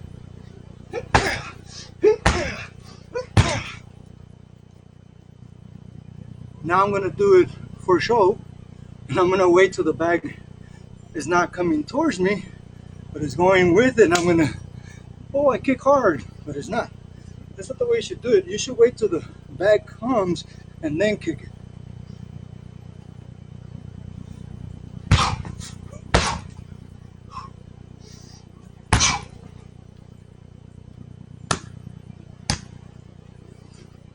That bag is, I don't even know, but it's at least 70 pounds. So it's not easy moving that bag like that. But last thing I'll do is do a little bit of free flow with the kicking, then finish off with the heavy bag training for the last few seconds because it's pretty late now. Wow, 10:33, not bad. It's about the time I wanted to finish. An hour out. But anyhow, oh, thank you, brother. Hey, you obviously know how to, not because you gave me praise, but it's obvious you know how to analyze. So, if anything, keep adding. Again, it has nothing to do with me getting comments. I can care less about that. I'm not gonna monetize these things. I'll find other ways to monetize. I don't want to feed the machine. So, please, like I was saying, King Groove 713.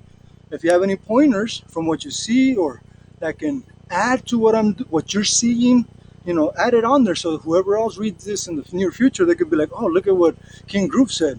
I definitely want to try that too with what this dude is doing right here. So that way we all become better and we see better fights in the future the more these tips get getting out.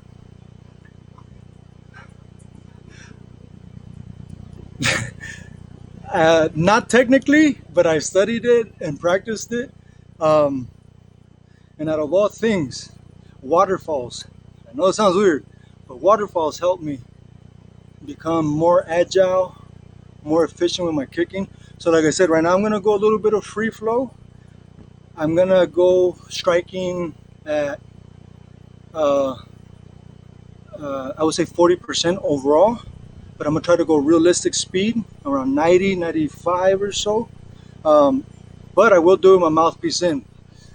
For some reason, even though it's harder with the mouthpiece in, I get more in the zone, if you know what I mean. So, but thank you, brother. Yeah, I mean, you'll see if any Taekwondo comes out in this. But you'll see how I add the capoeira in there.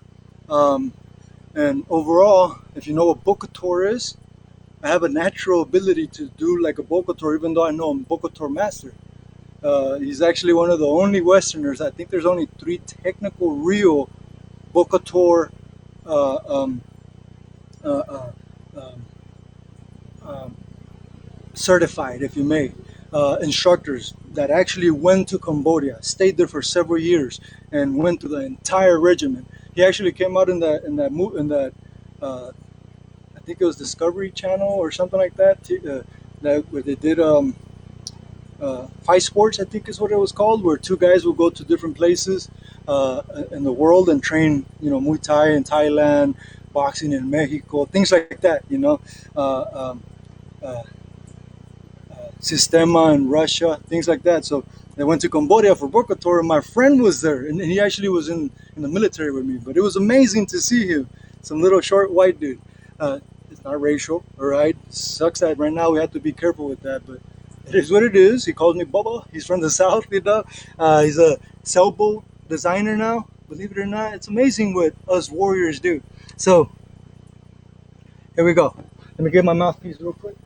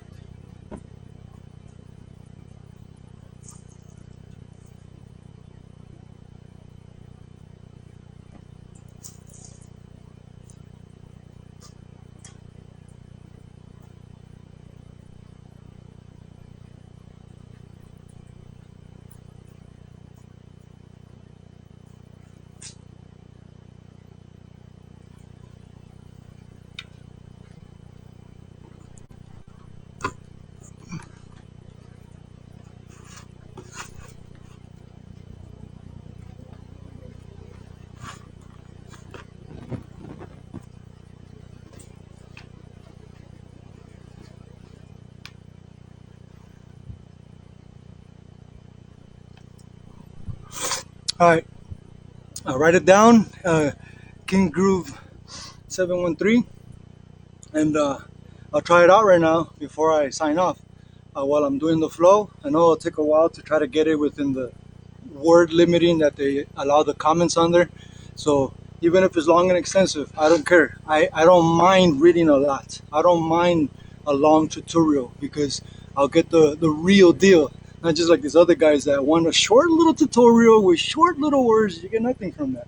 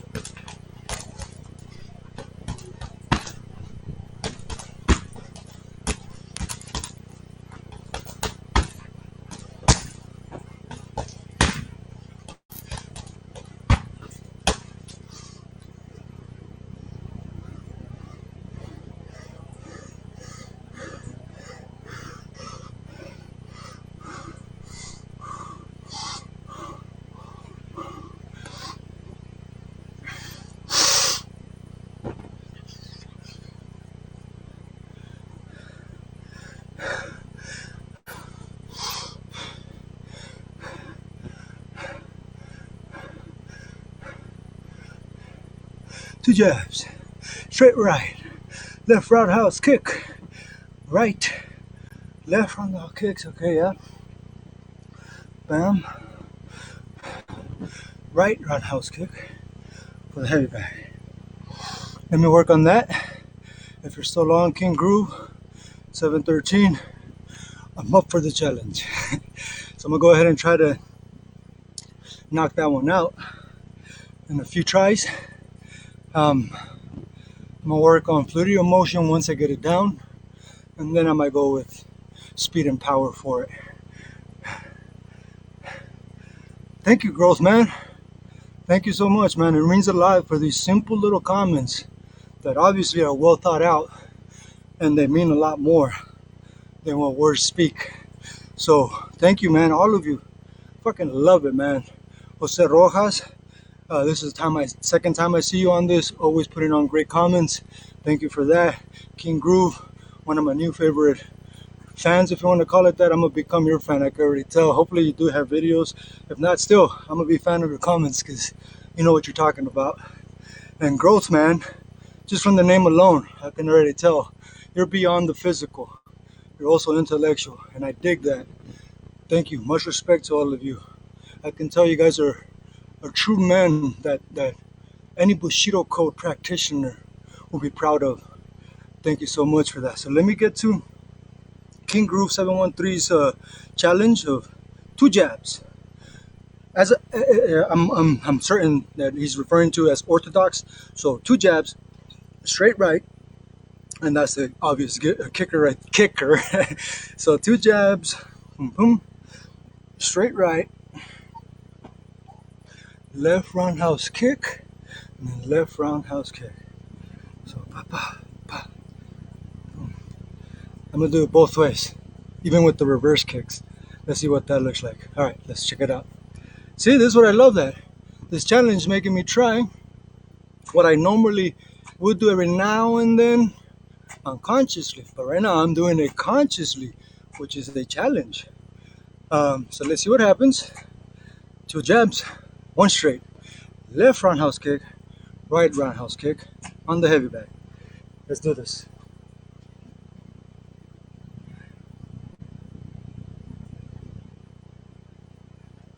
And just remember, like it says on the bottom, a true master at any discipline, no matter the way, he or she will never appear fast. A true master will never appear fast. Why? Because slow is smooth, and smooth is fast. Because you won't have any brain farts. Just like Bruce Lee would say, I don't fear the man who's practiced 10,000 kicks one time. I fear the man that has practiced 1 kick 10,000 times. Because that one man might get hit, but all it takes is 1 fucking kick, and it's a deadly kick, and you're out once that 1 kick. Just like King Groove said about Roy Jones, yeah. If he can keep that distance, just all it takes is 1 hit from decent hit from Mike, and yeah, I mean you can get knocked down. But that's the thing. Mike Tyson has practiced that peekaboo style thousands of times since he was a kid, so gotta watch for that.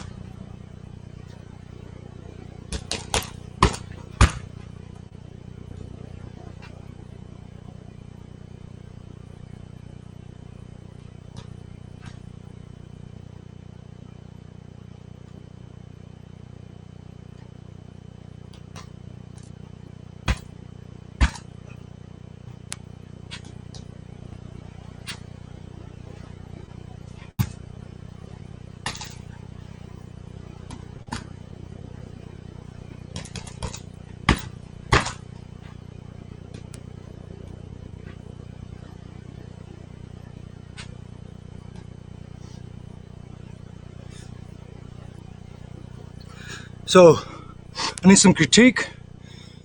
left, left, straight, left roundhouse kick, left round, yeah, roundhouse kick, then right roundhouse kick.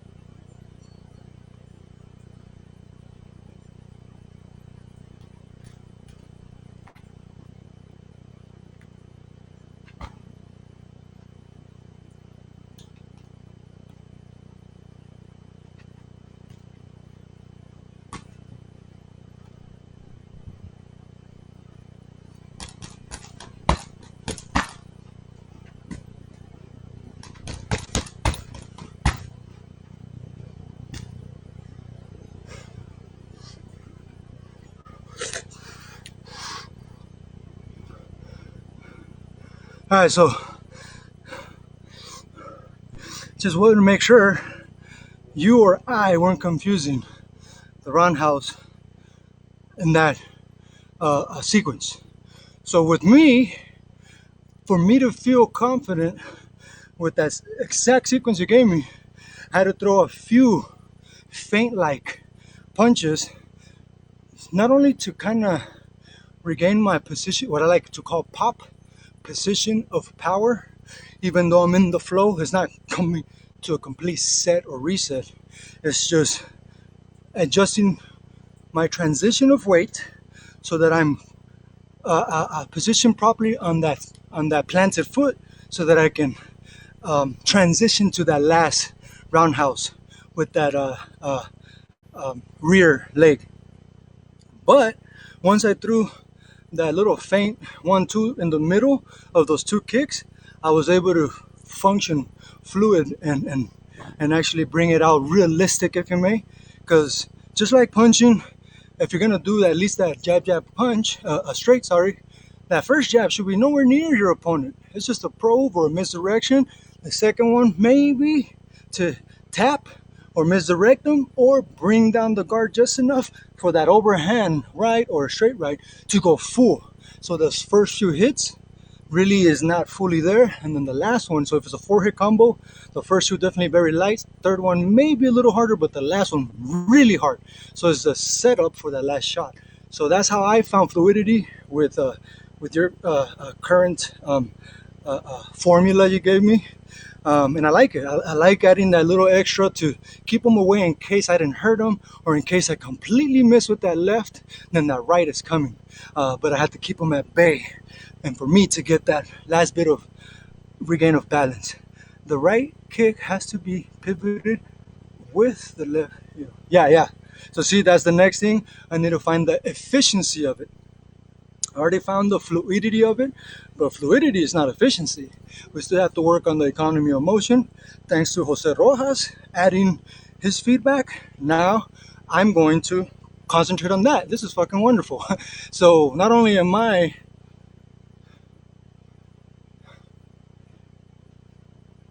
working on my fluidity, the efficiency of my fluidity, But you guys get to watch me grow with your guys' feedback, and then you get to see how your feedback actually worked. I'm some dude you never really interacted with, so that's cool. We're all playing. So in other words, I love this saying is uh, if the teacher's not learning from the student, the teacher's not doing their job. So in other words, the teacher should learn from the student as well. Right now, we're both playing both parts. Um, Overall, in a sense, I kind of started as a teacher because it's my channel. Towards the end, I'm kind of out of it and I'm being taught, you know. So thank you so much. Sneaky punches, yeah, I did. um, right, the right kick, that's I'm gonna work. So pivot on that left, yep. With a pause after the left. Yeah, so the pause that Jose Rojas is talking about, that's where I add those two little kind of faint left right. That's my form of pause. It's technically not a pause, but it'll keep my opponent. Whoa! I better not come in because those two punches are right there. You normally without those two punches, they might come in, they might shoot. You know, if it's obviously if I'm kicking, it's MMA. So, anyways, let's see. I'm doing the combo 1, 2, good. Add another left kick at the end. All right, so let's try that.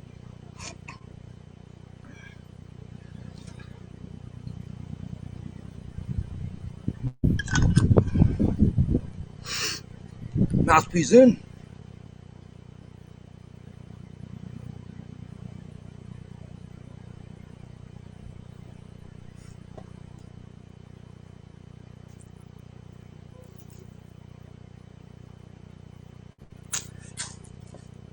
I need about a minute and a half or two, so I'm gonna put a quick song that I created. Let's do the wicked one. So let's see, that's on, yeah, okay. Oh, but it might be too loud. Let me lower that. It's gonna be really low, but at least while I'm doing this thing real quick, about 2 minutes, I'll be playing that song, and I want to hear your feedback on that as well. So it's just a freestyle, but it came out decent. Add another left kick, right, left kick, right kick, left kick. That's how we used to get faster. Yeah, exactly. Because of that kinetic motion.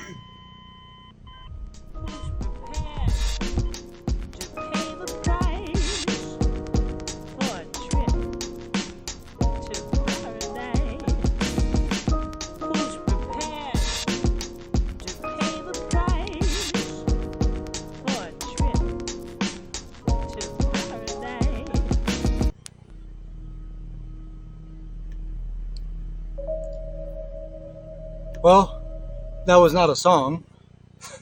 That was what the fuck? That's how mad of it I'm at right now. So either way, that was not a song. Eventually, I'll put the song.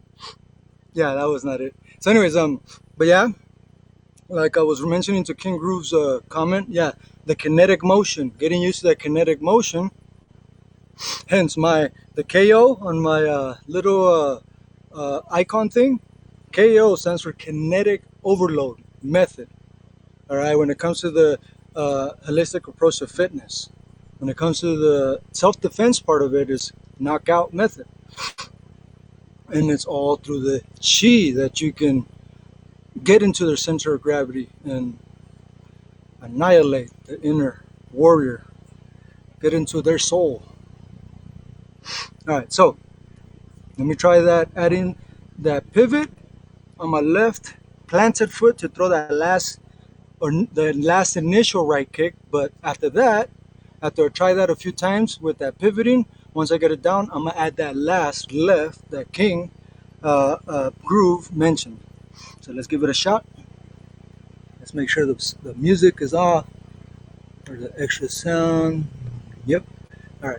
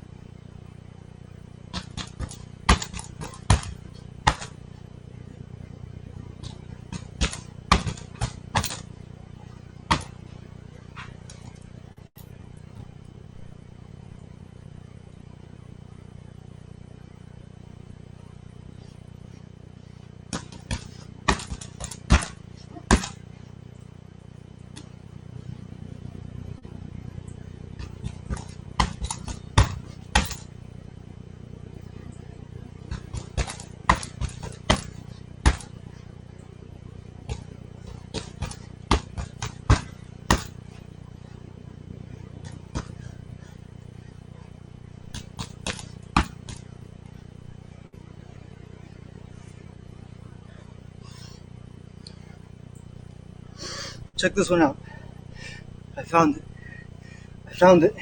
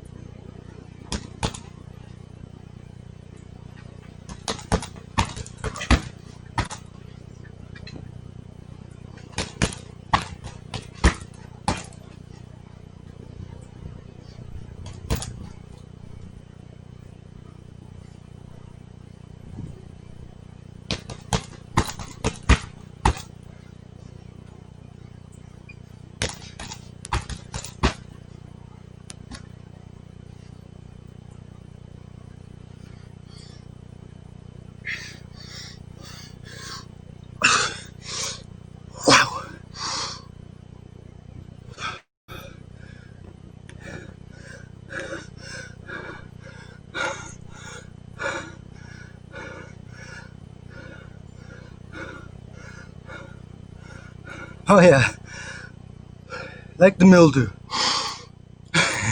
It's inescapable.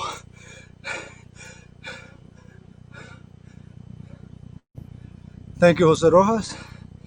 Thank you, Growth Man. And definitely thank you, King Groove, for the challenges you have presented that are not egotistical. It's not against what you might not have agreed with or you've seen could be better. And the way you presented it was neutral. And it made me be like, you know what? That looks legitimate. That looks like a challenge, meaning me for what I'm capable of. And I was like, you know what? I'm going to try that because that is difficult to get that efficiency in that. I mean, look at that. I'm freaking soaking wet just from kicking. So let's see. Looking dangerous.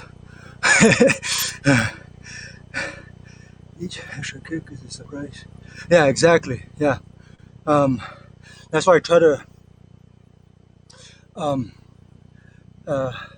vary it from up and down. So I'm going to do something similar. At least the same amount of striking, the same amount of alternating, and the same amount of up and down combination. Let's see what you do, what you like. Yeah, this dude, man, he's basically a rescue dog, even though he's full bred Jack Russell. From they're like brother and sister to me. Their son, when he was only 4 years old, got cancer. It took him nearly 2 years to fully beat it, and after he fully beat it, he was still depressed, even though he had friends and things like that. So they couldn't understand why he was, still being depressed. So what I recommended to him, knowing how to tame PTSD because of my background in the military, in case you guys didn't know or haven't heard me say it, I was within a 16-month period with very little break. Marines, not to talk shit about Marines, I'm just saying Marines go like every 6 months, I think it is, for 3 months. Then they break and then they go back again and they do deployments like that. Or was it the last 6 months and they have at least 3 months break and then they go back? For the most part, is what it used to be, from what I heard. The infantry in the army, we go for at least 11 months and then we break. But when I went, we were supposed to come back and be done. But then when we continued, kept going for more months without being told. We were just forced. But the point is I was in 550 combat missions with very little breaks in between. I was in the recon platoon. Did a lot of special secret, can't really say too much about them, missions. And yeah, I can get away with saying at least that much because it was so long ago. Things have changed big time since then. Goodness, big time. Anyway, so I told him to get him a dog so that way he can have that sense of belonging, meaning he's helping this little creature, if you may, advance, and he would get experience with that, get distracted away from what was causing his depression-like symptoms. And sure enough, they got him this dog for a 2-bedroom apartment in LA. So after he became adult, it was too much. And then they knew I had a big yard and all that, and they asked me, hey, can you hold him until we figure out what we do with him? And eventually I kept him. So they come and visit him all the time. But yeah, this dog is amazing. Because of him, I was able to fully get over my PTSD. It was because of him and 2 other dogs, actually, that I've had. One of them passed away, and the other one I gave her to my sister because she was feeling depressed for a while, and it worked magic on her too. So anyways, I'm gonna do one last combination. I'm gonna just go in the flow, and then from there I'll kind of explain what I'm doing, and then from there, if I get one last good little pointer with that combo, I'll definitely try it too. I don't want to go any longer, but it seems like at least you guys are entertained from what you're saying, from the way I'm reacting to it, vice versa. You guys are kind of correlating each other's messages. Freaking phenomenal. Eventually, when people look back at this, because this channel is gonna blow up. Trust me. I've been out for 7 or 8 years, and I already have 3 million views. Not to sound arrogant or anything, I'm just saying. Now, you wait till you see my production. This is nothing. I have all one-man team to where I'll have a little remote where I can go from camera, camera, camera. The sound system, when I'm inside, I have a whole different setup. Like it's top-notch stuff, and it's gonna go up quick. So you get better guarantee you guys will be moderators here, because you guys are the first, and you guys are giving proper information. You guys are not giving me any bullshit like I could punch faster or whatever, like some cats do. That's what I love about my channel. I set it up to where it's true intellectual, benevolent warriors, and that truly know how to train mind, body, and spirit. All right. Oh, look at that! We got a new comment. Cool. Hello, VJ KVK. Thank you for stopping by. Number to get that smooth, man. Yeah. So thank you, King Groove. If it wasn't for your comments and Jose Rojas, I mean, I probably wouldn't see that. But I do record it, and I do. This is how I train myself. But having an extra head, literally, is like having a corner. And you guys are fucking correcting what I'm not seeing, because I'm so out of it right now. Because this is not my first workout of the day. So I'm out of it, and I'm fasted. I haven't. That's another thing. It's gonna be difficult, but train fasted. Holy fuck, man! You're gonna get out of it quick. But if you can sustain, guess what? You're training the warrior spirit, because you're at the lowest, but you're going, going, going. Obviously, you can't keep going with that. You have to supplement. You have to make up for it, like an Olympian would or stuff like that. You can't just go hard without really, countering the effects that the body naturally goes through. So the ATP losing, the lactic acid building up, the endorphins, all the different neurotransmitters being released, things like that. We have to take that into effect so we can preserve ourselves, I should say. So anyhow, let me try that last combination of mine, and let's see if you guys like it. If you guys have any feedback with it. So here we go.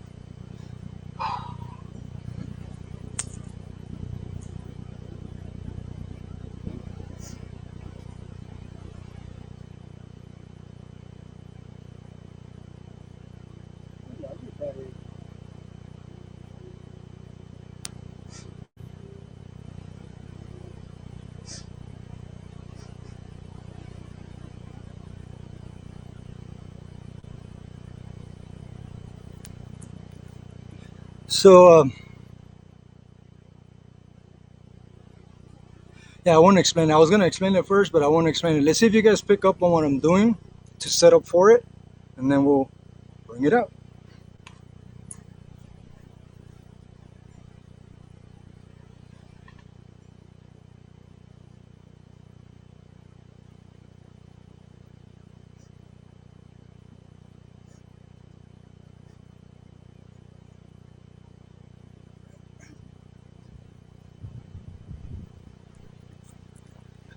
Did you guys see it? It was that fast, bro. Like, I don't know if you can almost see the dust still moving, but I try to go fast. No, I'm just kidding. Hold on.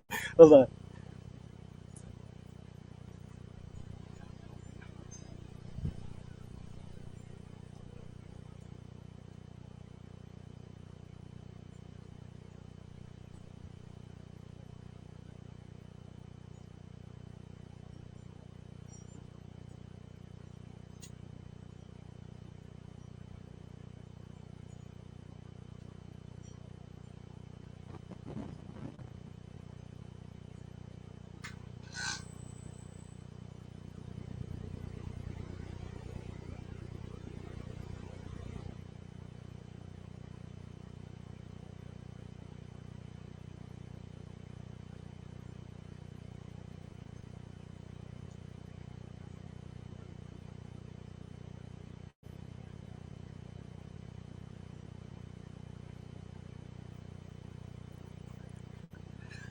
Sorry, too much energy, I guess. The other camera is frozen. I was hoping to get it to go good, but it's not working, so I'm gonna go ahead and just get started so I can finish this off because it's getting late.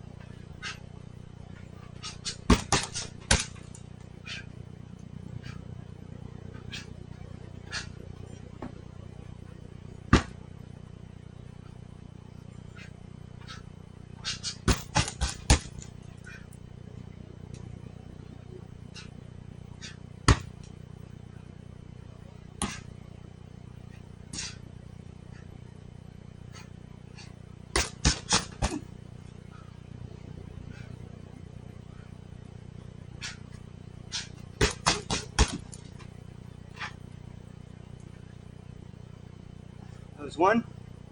Here's the other one more Taekwondo.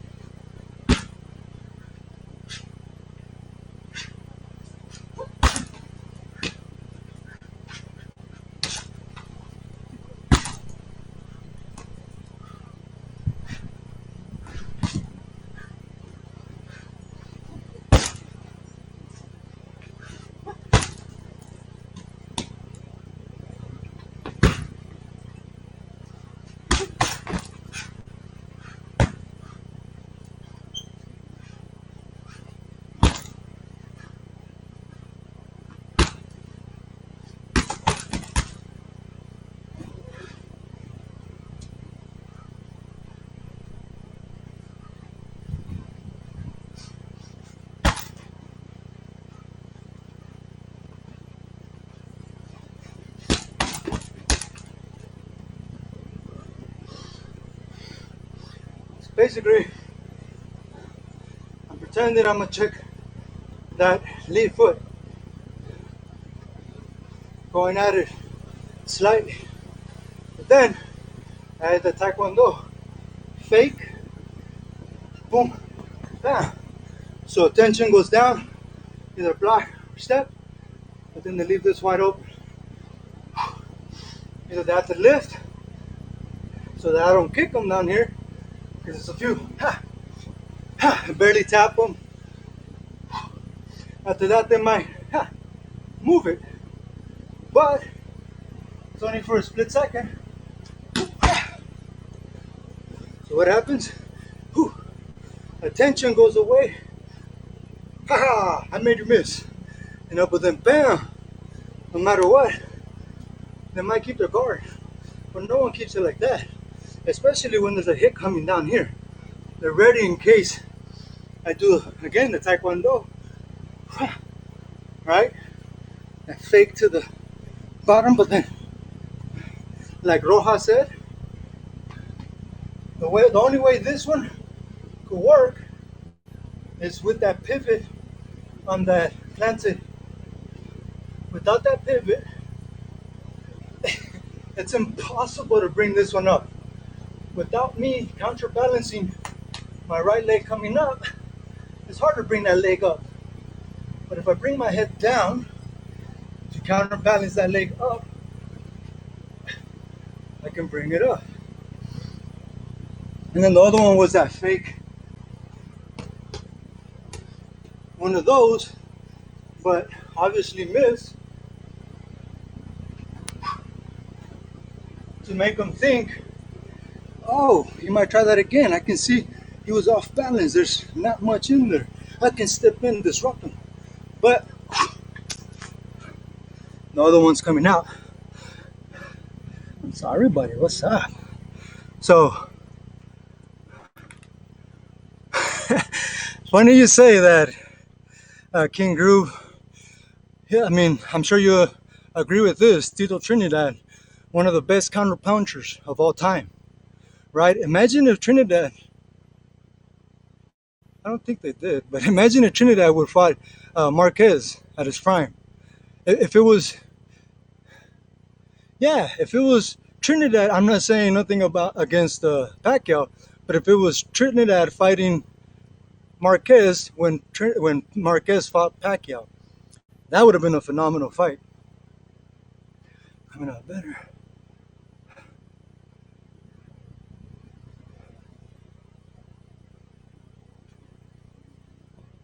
Yes, exactly. I didn't read that last part. I was going up and down. But yes, that's a lot of my focus is on economy of motion, preservation of self. The way I train is as if I'm fighting at least 20 men or more. This is where I can go. If you watched last night's live feed, I was just going at it. I didn't, just like this one, I didn't advertise or anything like that. But when I watched the review, I was like, what the fuck? How did it go so long without slowing down? But it's because I've always trained since my teenage years or so. When I was younger, I would train to fight 3 men. After I fought more than 3 men several times, I was like, okay, I needed to train to fight 20 men in case that ever happens. And it did happen. in Alaska against it was 5 of us soldiers against a whole club where they gather some gang members, and boy, and out of all times, it was during winter time, so the ground was frozen solid, so it was like fighting in a skating ring. And I was able to use it to my advantage, and I knocked out many motherfuckers left and right. And I'm sorry I said it that way because that's what they were. They were trying to take advantage of 5 men. There was over 40 of them, and all my other guys were slipping and falling because they were drunk. I was not. I don't get out of my equilibrium much. So, anyways, thank you guys for joining me. As you can see, I was trying to do a little bit of feints to sneak in those other somewhat taekwondo kicks out there. But yes, economy of motion. This is going to be happening every Wednesday, usually around the same time or so. I have another channel called Soul, SOL dash Reviver. So this one's more physical, mental.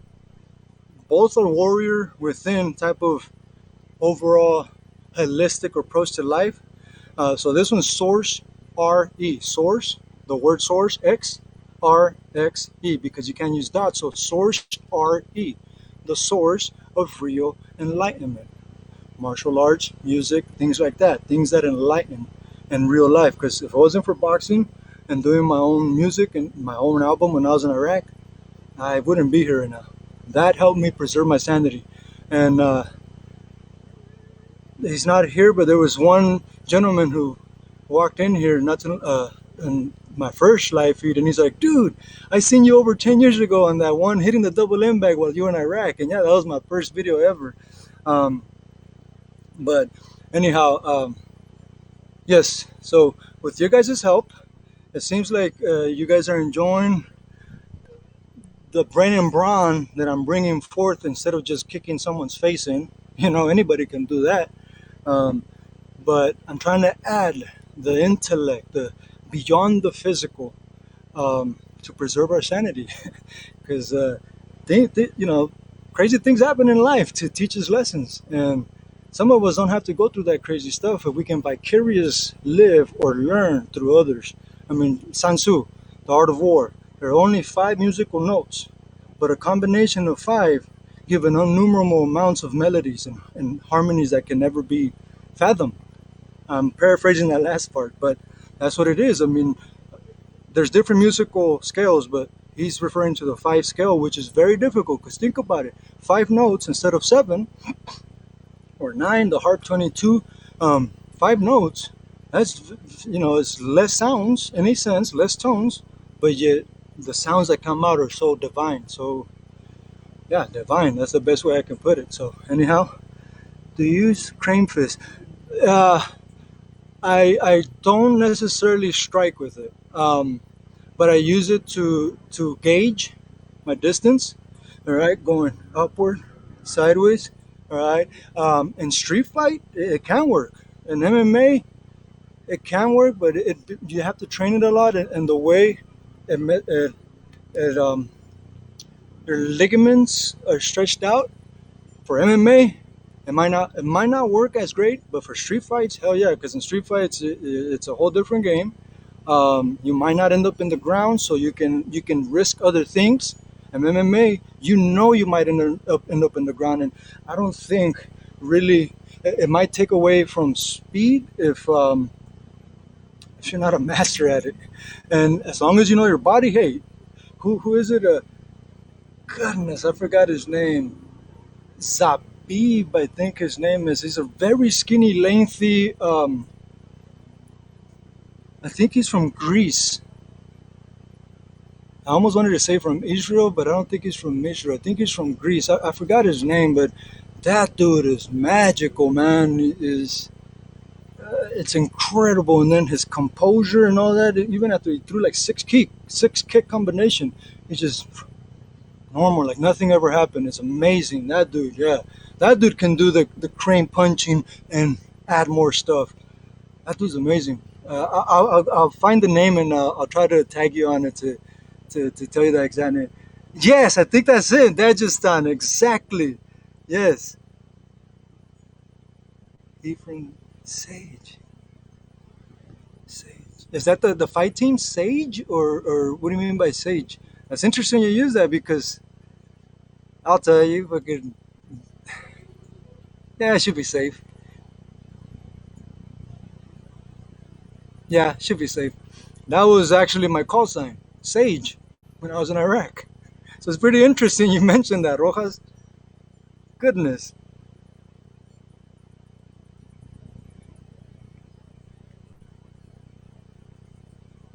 Correct.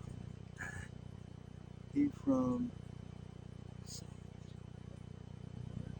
So, anyhow, so Jose Rojas, why'd you bring up the crane fist? Do you think maybe I can incorporate that, or you think it's interested and I should try it? Why'd you bring that up? I want to learn more. So, um, anyhow, I really need to eat. I'm gonna get going. Economy of motion. Yeah, so I covered everything I wanted to cover today. Um, I might I might come on again tomorrow, if not Friday for sure. And it will be more boxing. Actually, it'll be BKFC, so more bare knuckle. Obviously, that can be used for street fight, and that can also be used for boxing, but also for mixed martial arts. But it's going to be geared towards conditioning your knuckles, your skin, all that specifically for street fighting and bare knuckle, since it's going to be open, so that you can have an upper hand and your hands can be heavier. That's why Tito Trinidad was so heavy handed, because there's certain ways you can do workouts to level up the mass in your hands, because we do have many muscles in our hands. So the more you work out these hands, just like any other muscle, it will grow. If the hand has more lean muscle, it weighs more naturally. So it's like a man wearing small little 2 pound weights and fighting with them. It's gonna be harder to move, but when you contact, holy smokes, you contact with literally a heavier hand. Um, so there's different things you can do to condition the hand so it could be heavier, so it can cut your opponent's skin much easier because of the conditioning you do to the actual skin. A Wolf's Law, you create miniature fractures throughout by striking a certain way in certain surfaces, so then your bones become stronger and then they don't break as easy. So it's a whole different ballgame, man. BKFC opposed to boxing. Some might think, well, it's the same thing. There's just no wraps. No, no, no, no. There's different rules for one. The ring is different, and it's just because of those rules and the timing. You only get 2 minutes per round. You might say, as a boxer or MMA, fuck yeah, but it's a whole different ballgame. You can't use your kicks, so you have less advantages in that sense. The breathing, all that is different because most of your opponents try to fight with anger and take you out as quick as possible. But if you're not afraid of those things, goodness, I'm telling you, watch me. I'm gonna be in the BKFC and I will be a champion. All right, mark my words. They'll be forced to sign me up to that because of my videos, the way I'm going to be analyzing with some of your guys' helps, analyzing those fights, things like that. People are like, hey man, that we have a fighter that canceled, and this guy lives pretty close to there. Let's hit him up. And trust me, I've been through those situations. The Cinderella Man story. Like, wait till you hear my story, you'll be like, wait, that happened to you? How's that legal? It's not legal, but it happened. I even came out on TV with it, and I wasn't supposed to be it. It's weird, man. But anyways, gotta get going. Free weights, yeah. What the hell? Roundhouse and crank strike.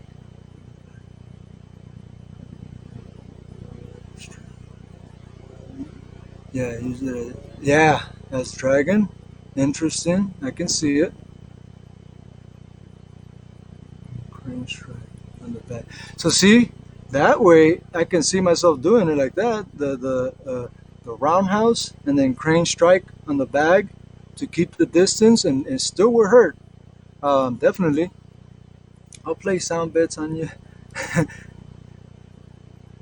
Oh yeah, brother, I'm telling you, not to sound arrogant, but um, the street fighting, it gets you to a whole different level, and most wouldn't even understand that. Oh, is it possible that a street fighter that wasn't a pro at this, at that? Or I'm not saying that's my story, but I'm just saying that's what most people think. How can a street fighter and this and that, um, possibly think he can beat an MMA fighter or an actual boxer who've been immature and all this stuff? Not to talk crap on anybody who's actually done that, but I was not a normal street fighter. When you see me in the ring against someone that is trying to take my head off and what I need to do, you're gonna be like, "What the fuck? How come you're not a fucking professional?" Well, I wasn't about the politics, and I didn't care. I care shit about the fucking money. Um, it was weird having. Some of you might think it's like, "What the fuck are you talking about?" It was weird having women. I know it sounds weird, but I'm gonna say it. It was weird having women come up to me and idolize me after my fights and just touch my stomach, my abs, and it's like, oh my god, uh, do you want to go party after? And to me, it's like, you didn't even fucking know me, and here you want to take me home and this. I know what for, but I'm not those type of guys, man, and I'm not gay, so I do love women, but I'm just saying, to me, that was not my lifestyle I was looking for, and I'm glad I didn't do that because, in a sense, that's like selling your soul, meaning you distract yourself away from your true path. And I know to some of you, maybe not listening now, but some of you who might listen in the future be like, this guy might play for the wrong team, maybe. Nah, man, I'm just that disciplined. I really am. And that's all that matters. Trust me, I love women. If Valerie Loretta's looking, hey, let's train together. So anyhow, let's see. I'll place the best. A lot of these UFC dudes I see. Yeah, yeah. That's what I'm saying. I mean, they're good fighters, yes. They're good warriors, yeah. They can win. They can beat all kinds of fighters. But watch their breathing alone, man. If they did better breathing, better fundamentals, goodness, the fights we were watching. So that dude, Dagestan, and several others. I think that one's a boxer, I think. But there's another one for MMA as well. That holy smokes, dude, the composure they keep, even though there's so in boxing. If you guys know boxing, wish he wouldn't have died. Salvador Sanchez. Watch him how he moves. All right, he barely moves, just like Mayweather overall, but Mayweather moves a lot more. But Salvador Sanchez will barely move, and the punches will. Watch his fight against Danny Lopez. That dude, fucking high volume, high volume. Watch his fight against the Puerto Rican. Oh goodness, I can't believe I forgot his name. How did I forget his name? Oh goodness, Tito Trinidad's #1 favorite fighter. Goodness. Ah, I forgot his name, but he fought him twice. How did I forget it? Is it on there? No. So, anyways, so if you see Salvador Sanchez fight, he barely will move. Economy of motion, just barely grazing, and pa pa pa pa. He would do all this high volume striking, but he was never changes his expression, even when he was going all out, even when he was being overwhelmed. As soon as he was done, it was like nothing ever happened. It's amazing, the composure. But that's true mastery right there. Again, like the saying in the bottom says, a true master of strategy never appears fast. All right, brothers. No, not De La Hoya, but it was Trito Trinidad. Yeah, when he fought De La Hoya, goodness, that was a phenomenal fight right there, man. But I was referring to Salvador Sanchez. I almost had the name. How did I forget it? Ah, and it's right there on the tip of my tongue. I just can't say it. But anyways, let's keep spreading discipline, rectitude, dignity, or integrity, I should say. That's just like all the Bushido principles. Benevolence. Zabit. See, it was with the Z. I just couldn't exactly. Thank you. Right? You see how he freaking moves, and he's like nothing ever happened, and he just released like a I can't. And he fucking releases it. And when he's done, he's like nothing. And it's like, fuck, dude, that this is an inspiration, man. Yeah, so thank you so much, Growth Man, for clearing that up for me. But yeah, thank you, King Groove. Um, Definitely making you a moderator, Jose Rojas. I think, no, I didn't. It should have been highlighted. But I hope you guys don't mind. It's not like you guys have to do any work, but your name will have a little highlight. And then when people see that, it's like, hey, he's, oh, cool. Okay, whatever, because you guys have good feedback, man. And if you guys are ever on, you could be like, hey, man, I can see how I can help that dude with his question, because right now he's busy in the bag, and I can help him out, type of deal. But you don't have to work as a moderator, but I'm going to make you a moderator. All of you who are on here right now, because you guys are obviously, you know what you're talking about. All right?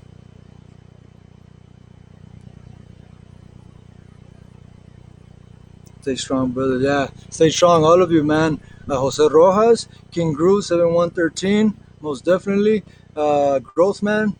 Wow, last minute. Mitch Lipsky. Yo, just popped into the stream. Been a while. Yes, it has.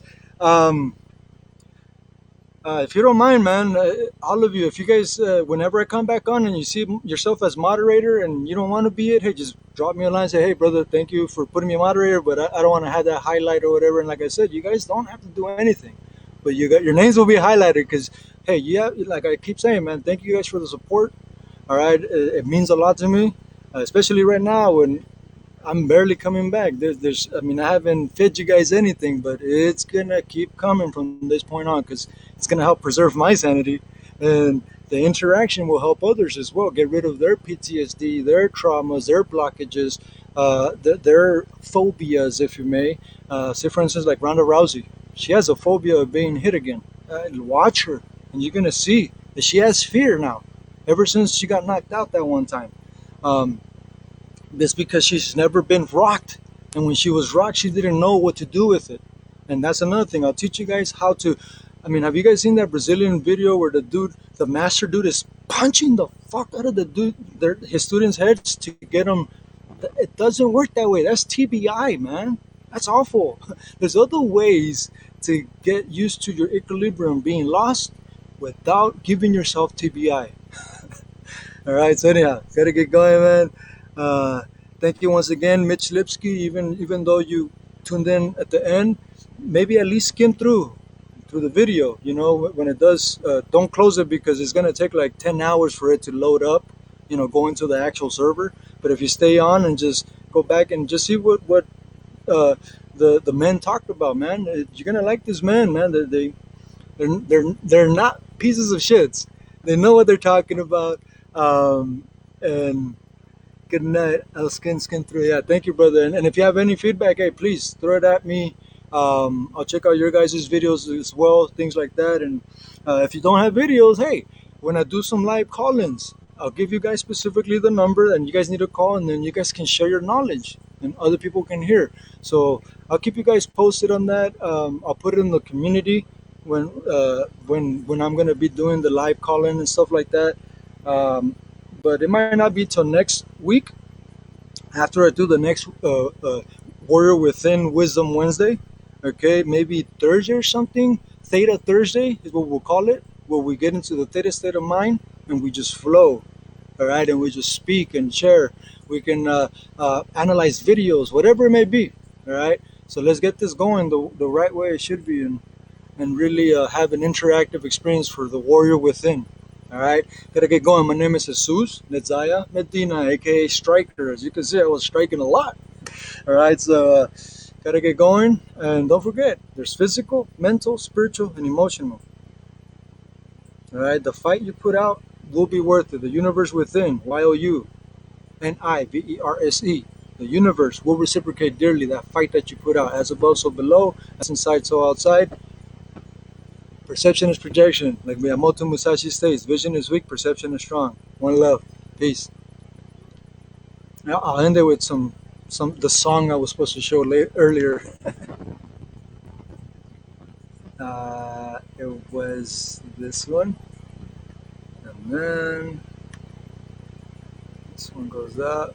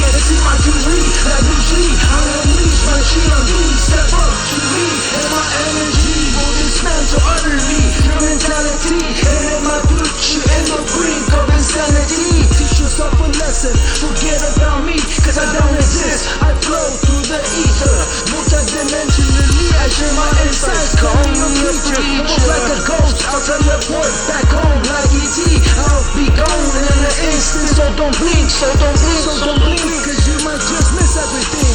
The entire course of a man's life has many times been changed by a single thought, which coming to him in a flash became a mighty power that altered the whole current of human events. History is repeated with the stories of strong-minded, resolutely willed individuals who steadfastly holding to their inner convictions have been able to inspire their fellow man, and in the face of tremendous and determined opposition have literally created out of nothing new businesses, huge empires, and new worlds. They had no monopoly of thought power. You and every man and every woman have it. All you have to do is use it. You will then become the person you envision in your imagination. Know yourself. Know your power. Never forget. Believe will supply the power which will enable you to succeed on everything you undertake. Back your belief with the resolute will and you will become unconquerable. A master among men. Be yourself. A true warrior has resolute acceptance of death, because nothing else will stop them then. Nothing. Pay the price for a trip to paradise. That was insane.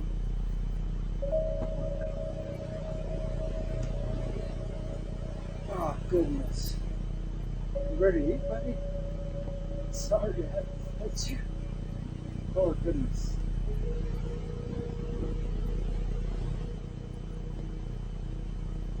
Sorry, guys.